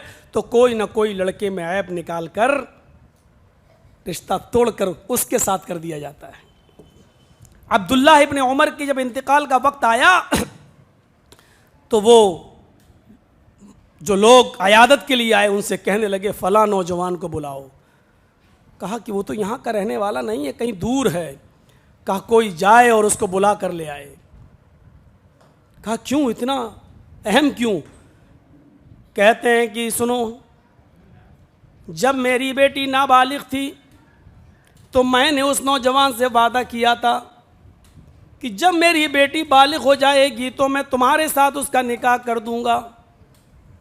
मेरी बेटी बालिग हो चुकी है और मुझे वादे का ख्याल है, मैं नहीं चाहता हूं कि मेरा इंतकाल हो जाए और मैं 1/3 मुनाफिक की हालत में अल्लाह तबारक व ताला से मिलूं। जाओ जल्दी उसको बुला कर लाओ, अगर वो मेरी ज़िंदगी में आ गया तो खैर, मैं खुद उसका निकाह अपनी बेटी का उसके साथ कर दूंगा, और अगर उसके आने से पहले मेरा इंतकाल हो जाए तो सुनो, मैं पूरी इजाज़त देकर जा रहा हूं कि मेरी बेटी का निकाह उस नौजवान से कर देना। वादा कब किया होगा? जब बेटी नाबालिग थी। और याद कब आ रहा है? जब बालिग हो गई। कहते हैं कि अब मैं उस वादे को पूरा करने के लायक हो गया। ये वाक़यात हमें किस लिए सुनाए जाते हैं? हज़रते उमर फ़ारूक के ज़माने में हुर्मुज़ान और हुर्मुज़ दोनों नाम इसके आते हैं, लेकिन हुर्मुज़ान ज़्यादा लोगों ने इसको बयान किया है। हुर्मुज़ान की तलाश थी और उसको देखते ही गिरफ्तार करके हज़रत उमर फ़ारूक की अदालत में लाने का हुक्म था, क्योंकि इसने बहुत नुकसान पहुंचाया था और इसके कत्ल का हुक्म सादिर हो चुका था। हुर्मुज़ान पकड़ा जाता है, पकड़कर उमर फ़ारूक की अदालत में लाया जाता है और उमर फ़ारूक की अदालत से उसको जुमे के दिन कत्ल करने का ऑर्डर दे दिया जाता है। जुमे का दिन है, हज़ारों की तादाद में लोग जमा हैं, हुर्मुज़ान को मैदान मक्तल में लाया जाता है, जल्लाद के हाथ में तलवार है। हज़रत उमर फ़ारूक पूछते हैं, हुर्मुज़ान कोई आखिरी तमन्ना, आखिरी ख्वाहिश कुछ हो तो बोल। कहता उमर तलवार उठा और कत्ल कर दे, तू मेरी आखिरी तमन्ना पूरी नहीं कर सकता। हज़रत उमर ने कहा कि अगर जायज़ तमन्ना होगी तो ज़रूर पूरी करूँगा, अब तू तमन्ना ये करने लगे कि मेरी जान बख्श जाए तो ये तो पूरी नहीं कर दूँगा ना। उसने कहा उमर मेरी जायज़ तमन्ना भी तू पूरी नहीं कर सकता। कहा बोल तो बता क्या है, मैं वादा करता हूं अगर तमन्ना जायज़ होगी तो पूरी करूंगा। कहा उमर मेरी सिर्फ इतनी सी ख्वाहिश है कि कत्ल होने से पहले मुझे एक गिलास पानी पिलाया जाए और वो पानी आप लेकर आएं, आप मुझे पानी पिलाएं, मेरे हाथ में आप दें। और इसके साथ ये ख्वाहिश भी जुड़ी हुई है कि मैं किसी जल्लाद के हाथ से नहीं बल्कि आपके हाथ से कत्ल होना पसंद करूंगा, आप मेरी गर्दन पर तलवार चलाएं। हज़रत उमर फ़ारूक मुस्कुराते हैं, कहते हैं नेक काम में देरी किस बात की, ठीक है ये ख्वाहिश मैं पूरी कर दूंगा, लेकिन इतना तो बता मेरे ही हाथ से क्यों कत्ल होना चाहता है? कि उमर सुना है तू बड़ा जरी और बड़ा बहादुर है, जब तू तलवार चलाता है तो हाथ तेरा लग़्ज़िश नहीं करता है और एक ही बार में गर्दन तन से जुदा हो जाती है और मरने वाला तड़प तड़प कर अपनी जान नहीं देता। ठीक है ला ये ख्वाहिश मैं पूरी कर देता हूँ, पानी मेरे हाथ से पिएगा। गए और पानी लाए, ले पानी पी ले। बहुत शातिर दिमाग, पानी का गिलास होंठों तक ले जाता है लेकिन वापस कर लेता है। तलवार देखता उमर की, फिर ले गए, ऐसा लग रहा जैसे वो डर रहा हो। हज़रत उमर कहते हैं क्या हुआ, पानी क्यों नहीं पी रहा है, देर क्यों कर रहा है? नहीं नहीं नहीं पी रहा हूँ, डर लग रहा है कहीं तू बेवफाई ना कर जाए। उमर का कैसी बेवफाई?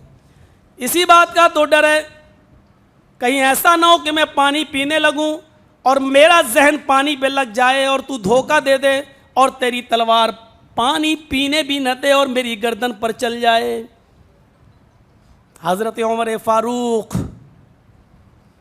थोड़ी सी लग़्ज़िश खा गए, कहते हैं अरे मैं मोमिन हूँ, मुहम्मदुर रसूलुल्लाह का उम्मती हूँ और उम्मती नबी का कभी धोखा नहीं देता।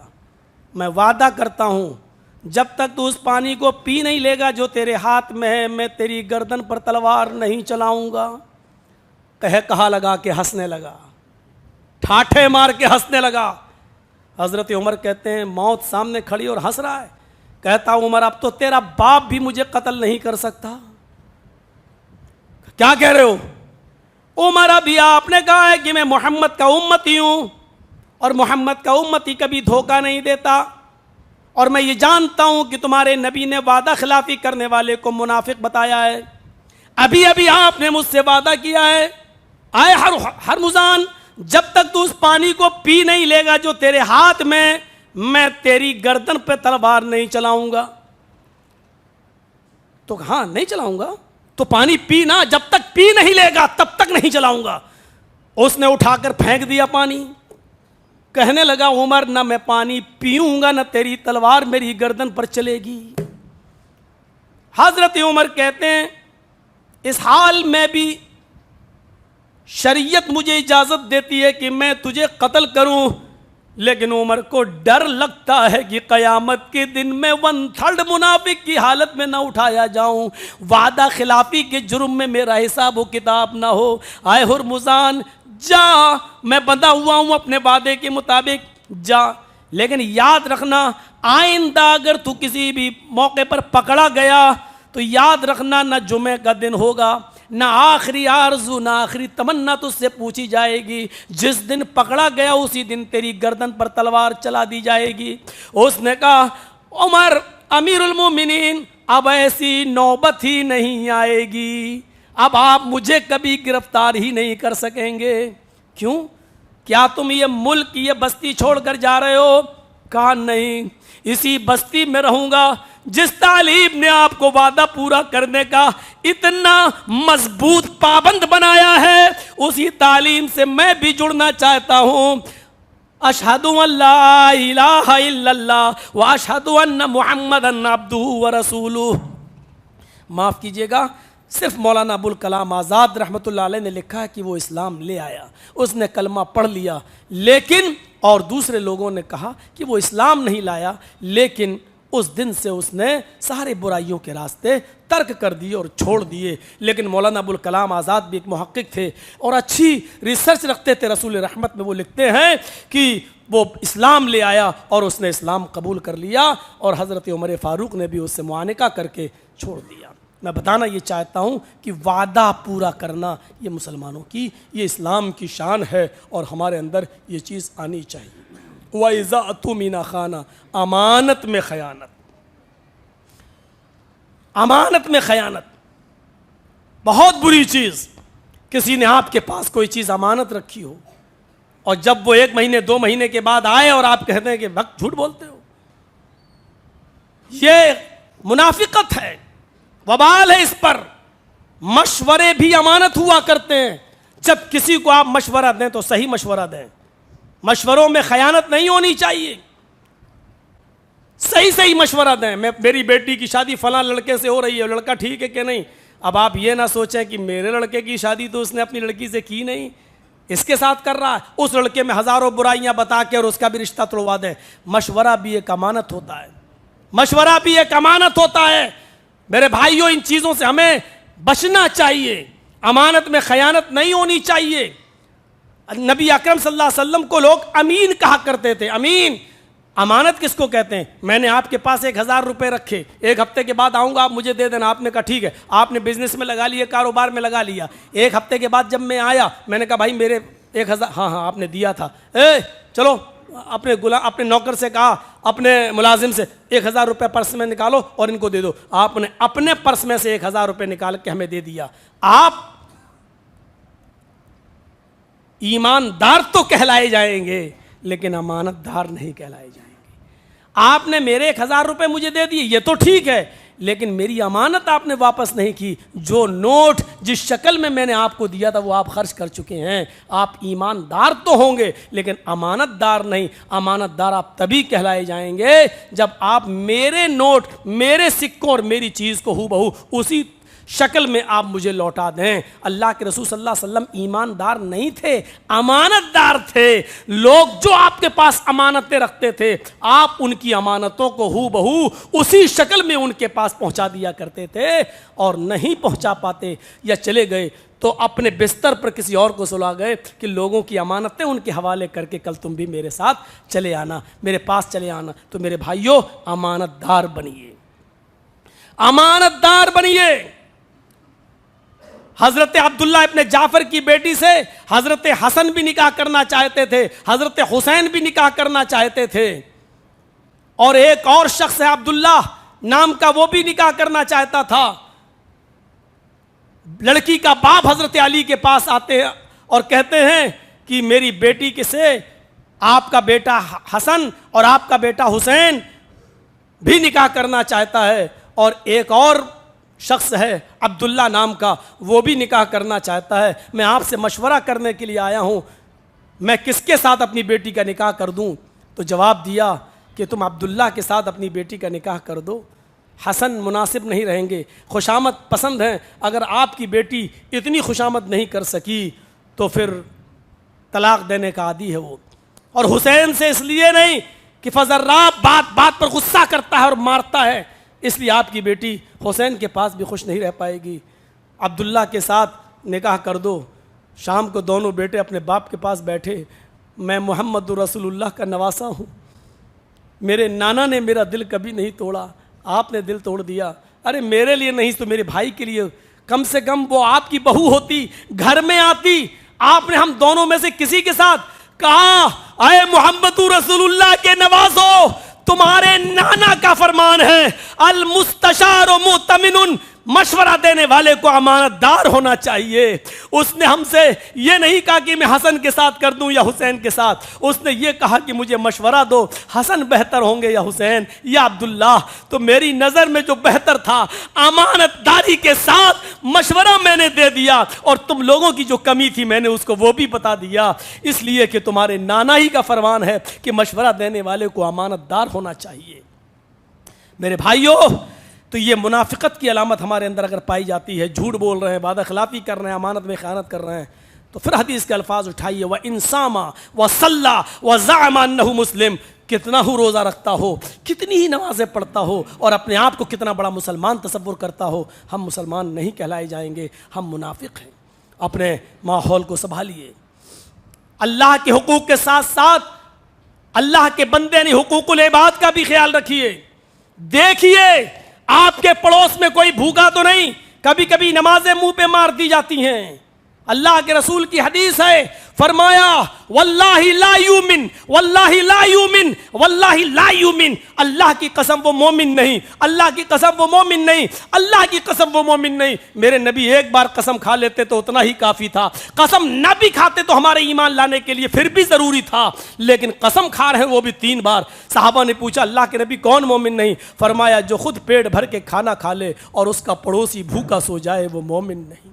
न हिंदू की कैद, न मुसलमान की कैद, न सिख की कैद, न ईसाई की, पड़ोसी का लफ्ज़ इस्तेमाल कर दिया। अब्दुल्ला इब्ने उमर के यहाँ एक बच्चा पैदा हुआ, अकीके का मौका था, जानवर खरीद के लाए, कहा 7वें दिन अकीका होगा, जब जानवर ज़िबा हो जाए, गोश्त पक जाए तो मेरा पड़ोसी यहूदी है उसको गोश्त ज़रूर पहुंचा देना। आज 7वां दिन था, कहने लगे देखो आज अकीका है, गोश्त पड़ोसी को ज़रूर पहुंचा देना। फिर बकरे को लाया गया, दोनों बकरे ज़िबा कर दिए गए, दोनों मेंढे, और जब ज़िबा करके अलग हट गए हज़रत अब्दुल्ला इब्ने उमर, तो फरमाया देखो जब गोश्त बन जाए तो पड़ोसी को ज़रूर पहुंचा देना। जब उसकी खाल उतर गई और बोटियां बनने लगी तो कहा देखो पड़ोसी का ख्याल रखना, उस यहूदी पड़ोसी को ज़रूर पहुंचा देना। बीवी को गुस्सा आ गया, सुन लिया, 1 हफ्ते से तुम्हारी बक सुनते चले आ रहे हैं। जानवर खरीदने जा रहे पड़ोसी को दे देना, खरीद के लाए तो पड़ोसी को दे देना। आज जानवर ज़िबा करने से पहले पड़ोसी, अरे मैंने सुन लिया है, आपकी बीवी हूं, दे दूंगी, पकने तो दीजिए पहले हांडी। कितनी बार एक बात को कहेंगे? फरमाया मेरी बीवी गुस्सा क्यों हो रही हो? मैंने जनाब मोहम्मद रसूलुल्लाह को जुमे के दिन मिंबर पर खड़ा होकर खुतबा देते हुए सुना है। उस खुतबे में आपने पड़ोसियों के इतने हुकूक बताए, इतने हुकूक बताए, इतने हुकूक बताए कि मुझे डर लगने लगा कि अब रही क्या गया है। अब कहीं ऐसा ना हो कि इसके बाद आप ये जुमला अपनी जबान से निकाल दें कि जिस जमीन पर, जिस मकान में तुम रहते हो उसमें इतना इतना हिस्सा तुम्हारे पड़ोसी का भी है। कहीं ये जुमला आप ना बोल दें, क्योंकि इतने हुकूक बताए कि मुझे डर लगने लगा कि पड़ोसी को अपनी जमीन और जायदाद में वारिस न बना दें। मेरी बीवी पहुंचा देना पड़ोसी के हुकूक, जबकि यहूदी था। मेरे भाइयों, हुकूक को पहचानने की कोशिश कीजिए। आप चाहे कितनी नमाज पढ़िए, तहज्जुद की नमाज पढ़ते रहिए और कभी मत छोड़िए। लेकिन अगर तहज्जुद की नमाज पढ़ते रहे, आपका पड़ोसी अगर भूखा सो गया तो अल्लाह की कसम आपकी तहज्जुद आपके मुंह पे मार दी जाएगी, इसलिए कि आपने पड़ोसी का हक अदा नहीं किया है। आप अल्लाह का हक तो अदा कर रहे हैं, लेकिन हुकूकुल इबाद का आपने ख्याल नहीं किया है। मक्के से उम्रा और तवाफ करने के बाद ताइफ का सफर कर रहे हैं हजरत अबू हुरैरा रज़ी अल्लाह तआला अन्हु अल अदबुल मुफरद में इमाम बुखारी इस वाक़े को नकल करते हैं। और सुनिए, जब ताइफ पहुंच गए तो लोगों ने कहा, अबू हुरैरा बहुत दिनों के बाद ताइफ में आए हो, आज कोई एक ऐसी हदीस सुनाओ जो आपने अल्लाह के नबी जनाब मोहम्मद रसूलुल्लाह से सुनी हो। आजकल की तरह लंबी चौड़ी तकरीर का ज़माना नहीं था, न इतनी लंबी चौड़ी तकरीरें हुआ करती थी, न 1.5-2 घंटे की खिताब हुआ करते थे। वहाँ 1-2 हदीस सुनी और उसी पर अमल हो जाया करता था। वहाँ चर्ब ज़बानी का दौर नहीं था, अमली मैदान में उतरने का शौक़ था। मेरे प्यारे साथियों, खुद नबी अकरम की पूरी 23 साल जिंदगी का मुताला कीजिए। आपकी जिंदगी का सबसे लंबा खुतबा, आपकी 23 साल नबी जिंदगी में सबसे बड़ा और सबसे लंबा खुतबा अगर कोई था तो वह हज्जतुल विदा का खुतबा था। हज्जतुल विदा का खुतबा जो आपने अरफात के मैदान में दिया था। लेकिन उस हज्जतुल विदा के खुतबे को भी अगर नोट किया जाए और उसको अगर मैं हू बहू जो नबी अकरम ने पेश किया अपनी ज़बान से पेश करूं तो वो खुतबा भी 15 मिनट से ज़्यादा का खुतबा नहीं था। ज़िंदगी का सबसे लंबा खुतबा हज्जतुल विदा का, लेकिन वो खुतबा भी 15 मिनट से ज़्यादा नहीं। मेरे भाइयों, आपने तकरीरों के ज़रिए और लंबी चौड़ी और चर्ब ज़बानी के जरिए इस्लाम नहीं फैलाया, बल्कि किरदार के जरिए जो बोला उसको करके फिर दिखाया और इस किरदार के अमली नमूना पेश करने के बाद लोगों को अपना गर्विदा बनाया, अपना मुरीद बना लिया। मेरे भाइयों, इसको समझने की कोशिश करो। हज़रत अबू हुरैरा रज़ी अल्लाह तआला अन्हु ताइफ में कहते हैं कि देखो आज मैं थका हुआ हूँ, आज तो नहीं, अगर ज़िंदगी रही तो इंशाअल्लाह कल मैं आपके सामने ज़रूर कोई ऐसी हदीस सुनाऊंगा जिसको मैंने अल्लाह के नबी सल्लल्लाहु अलैहि वसल्लम से सुनी होगी, ज़रूर सुनाऊंगा। उस ज़माने में समझ में भी आता था कि थका हुआ है, ऊँट का सफ़र, घोड़ों का सफ़र, रास्ते पुरखतर, फिर ये कहा जाए कि हाँ मैं थका हुआ हूँ तो समझ में आता है। आज एरोप्लेन के सफ़र, ट्रेन के सफ़र, एसी सफ़र, और आज के सफ़र में 2-3 घंटे का सफ़र करने के बाद हम जैसे लोग ये कहें बीमार हैं, तबीयत ख़राब है, नासाज चल रही है, तो ये अजीब सा लगता है। मैं ये नहीं कह रहा हूँ कि तबीयत ख़राब नहीं हो सकती है, लेकिन ये अजीब सा लगता है कि इतने आरामदेह सफ़र पर भी उसको हम अपनी तकरीर और अपने जलसों में बयान करने लगे। और वो देखिए कि इतना लंबा सफ़र करके आए, कहा नहीं आज नहीं कल इंशाअल्लाह। दूसरा दिन था, ज़ोहर की नमाज, ऐसे ही वक्त था। ज़ोहर की नमाज के बाद अबू हुरैरा रज़ियल्लाहु ताला अन्हु मिंबर रसूल पर बैठ गए। मस्जिद खचाखच भरी हुई थी कि आज अबू हुरैरा तशरीफ लाए, दर्स देंगे। इमाम बुखारी इस वाक़े को अपनी मशहूर किताब अल अदबुल मुफरद में नकल करते हैं। हज़रत अबू हुरैरा रज़ियल्लाहु ताला अन्हु कहते हैं, इस मजमे में हम जैसे लोग कहाँ ये सब पूछते हैं, और न पूछ सकते हैं, न पूछने का हक आप देंगे, हमें नहीं दे सकती ये समाज, ये सोसाइटी। अबू हुरैरा रज़ियल्लाहु ताला अन्हु कह रहे हैं, सुनिए, ये जितने लोग सुनने आए हैं मुझे, इनमें से अगर कोई भी अपने किसी रिश्तेदार से नाराज हो तो वो इस महफिल से उठ के चला जाए। अगर हम कह दें तो आधी नहीं बल्कि पूरी मस्जिद खाली हो जाएगी। अबू हुरैरा रज़ियल्लाहु ताला अन्हु ने कहा कि अगर कोई अपने किसी रिश्तेदार से नाराज है तो उठ के चला जाए। कोई नहीं उठ रहा है। एक नौजवान ने ज़रूर अपना सर नीचे कर लिया, चादर आदर ओढ़ते थे, सर पे डाल ली। अबू हुरैरा रज़ियल्लाहु ताला अन्हु ने कहा कोई उठा नहीं। अल्लाह की कसम, अगर कोई भी, मैं उसको अल्लाह का वास्ता देता हूं, अगर कोई भी अपने किसी रिश्तेदार से नाराज हो तो वो उठकर चला जाए। उस नौजवान ने अपना पूरा चेहरा छिपा लिया और उठ के जाने लगा। मस्जिद के बाहर दरवाजे पर पहुंचकर पलटता है और कहता, अबू हुरैरा, मैं भी आपको अल्लाह का वास्ता देता हूं, आप उस वक्त तक दर्स नहीं देंगे, कोई हदीस नहीं सुनाएंगे जब तक कि मैं जिससे नाराज हूं उससे गिला और शिकवा दूर करके मैं वापस नहीं आ जाता। मैं नहीं चाहता कि मोहम्मद रसूलुल्लाह की वो हदीस सुनने से मैं महरूम रह जाऊं। गया और अपनी खाला के पास जाता है, उनको मनाता है और माफी तलाफी करता है, और खाला ने भी सिद्क दिल से अपने भांजे को माफ कर दिया। फिर आता है, खाला ने चलते वक्त इतना जरूर कहा, भांजे मेरी तरफ से अबू हुरैरा रज़ी अल्लाह ताला अन्हो से इतना सवाल कर लेना कि एक आदमी अगर महफिल में अगर नाराज है तो उससे फर्क क्या पड़ता था, पूरे मजमे को आपने हदीस क्यों नहीं सुनाई। एक दो आदमी अगर नाराज है तो रहने दें, क्या फर्क पड़ता है, लेकिन एक दो आदमियों की वजह से आपने हदीस सुनाने ही से मना कर दिया और यह कहा कि मैं उस वक्त तक नहीं बोलूंगा जब तक कि जो नाराज हैं वो उठ के नहीं चले जाते। आखिर क्या फर्क पड़ रहा था आपके ऊपर, यह मसला पूछ लेना मेरी तरफ से। नौजवान आता है, अब उसका चेहरा खुला हुआ है, अपनी नशिस्त पर आकर बैठता है, कहता है अबू हुरैरा मैंने पूछ लिया, मैंने माफ कर ली, मैंने माफी तलाफी कर ली, मेरी खाला मुझसे नाराज थी। उस पूरी बस्ती में ताइफ में सिर्फ एक आदमी ऐसा निकला जो अपनी खाला से नाराज था, लेकिन ये नाराजगी भी इतनी बड़ी नहीं थी कि मौत और मिट्टी और खुशी और गमी में एक दूसरे को बुलाना छोड़ दिया जाए। माफी फौरन हो गई।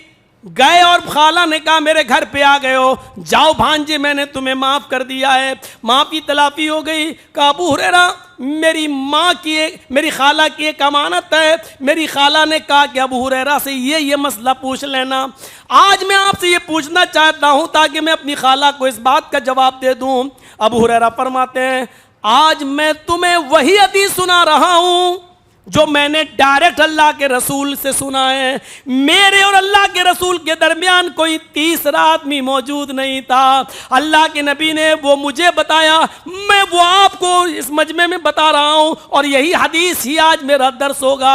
मैंने जनाब मोहम्मद रसूलुल्लाह सल्लल्लाहु अलैहि वसल्लम से सुना है, आपने फरमाया जिस महफिल में जिस मजलिस के अंदर अगर एक भी शख्स अपने किसी रिश्तेदार से नाराज होकर आया है और बैठा हुआ होता है तो पूरी की पूरी मजलिस पर अल्लाह की रहमत व गशियत फिर नाजिल नहीं होती है। अल्लाह अपनी रहमत और अपनी गशियत को रोक लेता है, फिर वो पूरी की पूरी मजलिस उससे महरूम कर दी जाती है। मैंने ये सोचा कि जब अल्लाह की रहमत होना ही नहीं है तो मैं अपना वक्त क्यों बर्बाद करूं, जब रहमत के फरिश्ते आएंगे ही नहीं तो अपना वक्त मैं क्यों बर्बाद करूं। इसलिए मैंने सोचा कि मैं उस शख्स को भी या तो वो नाराज है तो माफी तलाफी करके आ जाए या फिर इस मजलिस से चला जाए ताकि अल्लाह की रहमत और गशियत नाजिल होने लगे, रहमत बरसने लगे। जिस मजलिस में एक आदमी भी अपने किसी रिश्तेदार से नाराज है तो अल्लाह ताला पूरी मजलिस से रहमत को रोक लेता है। मेरे भाइयों हमारी मजलिसों का क्या हाल होगा, हमारे जलसे जुलूसों का क्या हाल होगा, ये तो अल्लाह ही बेहतर जाने, क्योंकि ये पावर हमें भी नहीं है। क्योंकि आप भी सवाल करेंगे हमारे बारे में पूछता है, तेरे भी रिश्तेदार मौलवी साहब तुमसे नाराज होंगे और इसमें कोई शक नहीं है। मेरे भाइयों हम भी इंसान हैं, उलमा भी इंसान हैं, हाफिज भी इंसान हैं। एक दूसरे की रिश्तेदारी एक दूसरे से लगी हुई है और हर घर घर का ये मैटर हो चुका है। लेकिन अल्लाह के रसूल के जो औसाफ हमीदा हज़रत खदीजा रज़ी अल्लाह ताला अन्हा ने बताए थे, आपको मालूम है जब अल्लाह के नबी गारे हिरा में गए और आपको दबोचा गया और भींचा गया और आप खुद फरमाते हैं लक़द खशीतु अला नफ्सी, मुझे ऐसा लगा कि कहीं मेरी जान न चली जाए। और फिर गारे हिरा छोड़कर जब घर पे आए कहा खदीजा चादर उड़ाओ, ज़म्मिलूनी ज़म्मिलूनी, मुझे कंबल चादर उड़ाओ। चादर उड़ा दी गई। क्या हुआ कि मुझे डर लगता है, मुझे अपनी जान का डर लग रहा है कहीं मेरी जान न चली जाए। फिर पूरा वाक़या बताया कि गारे हिरा में ऐसा ऐसा हुआ। खदीजा मुझे बहुत डर लग रहा है कि मेरी जान न चली जाए। ये क्या था, कौन था जो गारे हिरा में आया था और जिसने मुझे दबोचा, मुझे भींचा? तो हजरत खदीजा ने जो तसल्ली दी और तसल्ली देते हुए जो फरमाया कल्ला वल्लाहि ला युग़ज़ीक अल्लाहु अबदा। बुखारी किताब बदिल वही के अल्फाज पर गौर कीजिए। नहीं मेरे सरताज, मेरे शौहर, ऐसा कैसे हो सकता है कि आपको कोई जिन्नात दबा दे, आप पर कोई शैतान हमला कर दे? नहीं, आपने आज तक कोई बुरा काम ही नहीं किया है। अल्लाह आपको कभी जाय नहीं होने देगा, कभी रुस्वा नहीं करेगा। क्यों नहीं करेगा? पहली सिफत इन्नका लतसिलुर रहीम, आप तो रिश्तेदारियों को जोड़ते हैं, आप तो कराबतदारों को मिलाते हैं, आप तो रिश्ते नाते जो टूटे हुए उनको जोड़ने का काम करते हैं। वह तहमिलुल कल्ला, आप तो मजदूरों का बोझ अपने सर पे उठा के उनको उनके घर तक पहुंचा देते हैं। वह तकसिबुल मादूम, जिनके पास खाने पीने को कुछ नहीं होता है, आप मेहनत और मजदूरी करके कमा कर लाते हैं और आप उनको दे देते हैं। वह तकरिज़ ज़ैफ़, खुद नहीं खाते लेकिन मेहमान भूखा नहीं जाता आपके यहाँ से, आप मेहमान नवाजी करते हैं। वह तुईन वाला नवाए बिल हक, और आप रास्ता भटके हुए को रास्ता बताते हैं, उसको उसके घर तक पहुंचा देते हैं, उसको उसकी मंजिल तक पहुंचा देते हैं। आपके अंदर ये खूबियां मौजूद हैं। तो पहली खूबी क्या बताई, इन्नका लतसिलुर रहीम, नबी बनने से पहले भी ये सिफत मोहम्मद रसूलुल्लाह के अंदर थी कि रिश्तेदारियों को जोड़ना बहुत बड़ा नेक काम है मेरे भाइयों, ये कराबतदारों को जोड़ना। अभी मैंने बताया था ना कि झूठ बहुत बुरी चीज़ है, बल्कि अल्लाह के रसूल ने फरमाया जब इंसान झूठ बोलता है तो उसके मुंह की बदबू से फरिश्ते 1 मील दूर भाग जाते हैं। इतनी खतरनाक बदबू आती है झूठ बोलने वाले के मुंह से। लेकिन अल्लाह के रसूल ने फरमाया कि जब 2 लोग आपस में मुतज़ाद हो जाएं, इख्तलाफ कर बैठें और लड़ाई झगड़ा हो जाए, तो कौम की जिम्मेदारी फ़अस्लिहू बैन अख़वैकुम, तो तुम्हारी जिम्मेदारी ये बनती है कि उन दोनों भाइयों के दरमियान सुलह करा दो, उनको एक कर दो, उनको मिला दो। फिर आपने ये भी फरमाया अगर उन दोनों को मिलाने में अगर झूठ का भी सहारा लेना पड़ रहा है तो झूठ बोल दो। लईसल कज़्ज़ाब अल्लज़ी युस्लिहु बैनन नास, लोगों के दरमियान सुलह कराने में अगर आप झूठ बोल रहे हैं तो अल्लाह के आपको झूठा नहीं लिखा जाएगा। झूठ जैसी बदतरीन बुराई, लेकिन मिलाने के लिए और एक करने के लिए, 2 लोगों को जोड़ने के लिए अल्लाह के रसूल ने यहाँ इजाज़त दे दी। अगर झूठ से काम बन रहा है तो झूठ बोलकर उन दोनों को आपस में मिला दो। बताइए आप कितना इत्तेफाक और इत्तेहाद चाहा था जनाब मोहम्मद रसूलुल्लाह ने, और जितना नबी ने चाहा उतना ही हम दूर हो रहे हैं। तो अल्लाह तबारक व तआला से मैं दुआ करता हूँ कि बारे इलाह हमें आपस में मिलने की तौफ़ीक़ अता फरमा, हमें कराबतदारों रिश्तेदारों से हमें अपने गिले शिकवे दूर करने की तौफ़ीक़ अता फरमा। बारे इलाह सिर्फ कराबतदार ही नहीं बल्कि जितने भी हम मुसलमान हैं, हनफी, बरेलवी, शिया, सुन्नी, देवबंदी, आज वक्त की ज़रूरत है सब एक प्लेटफार्म पे आ जाएं। हमारे घर के झगड़े हैं, हम इसको बैठ के निपटाएंगे और आपस में गिले शिकवे दूर करेंगे। लेकिन इत्तेफाक और इत्तेहाद अपनाइए, तस्बीह के दानों की तरह बिल्कुल आपस में मिल जाइए, सीसा पिलाई हुई दीवार बन जाइए, अपने आपसी इख्तिलाफात को भुलाइए। अल्लाह से दुआ कीजिए कि बारे अल्लाह मुनाफिकत हमारे दिलों से निकाल दे। अल्लाह हमें सच बोलने की तौफीक अता फरमा। अल्लाह वादा खिलाफी करने से हमें महफूज फरमा दे। अल्लाह हमें अमानत दारी के साथ ज़िंदगी गुजारने की तौफीक अता फरमा, और मुनाफिकत की जो अलामतें हैं बारे अल्लाह वो हमारे दिलों से निकाल दे। और जब तक तू हमें ज़िंदा रख, इस्लाम पे ज़िंदा रखना, और जब हमारा ख़ात्मा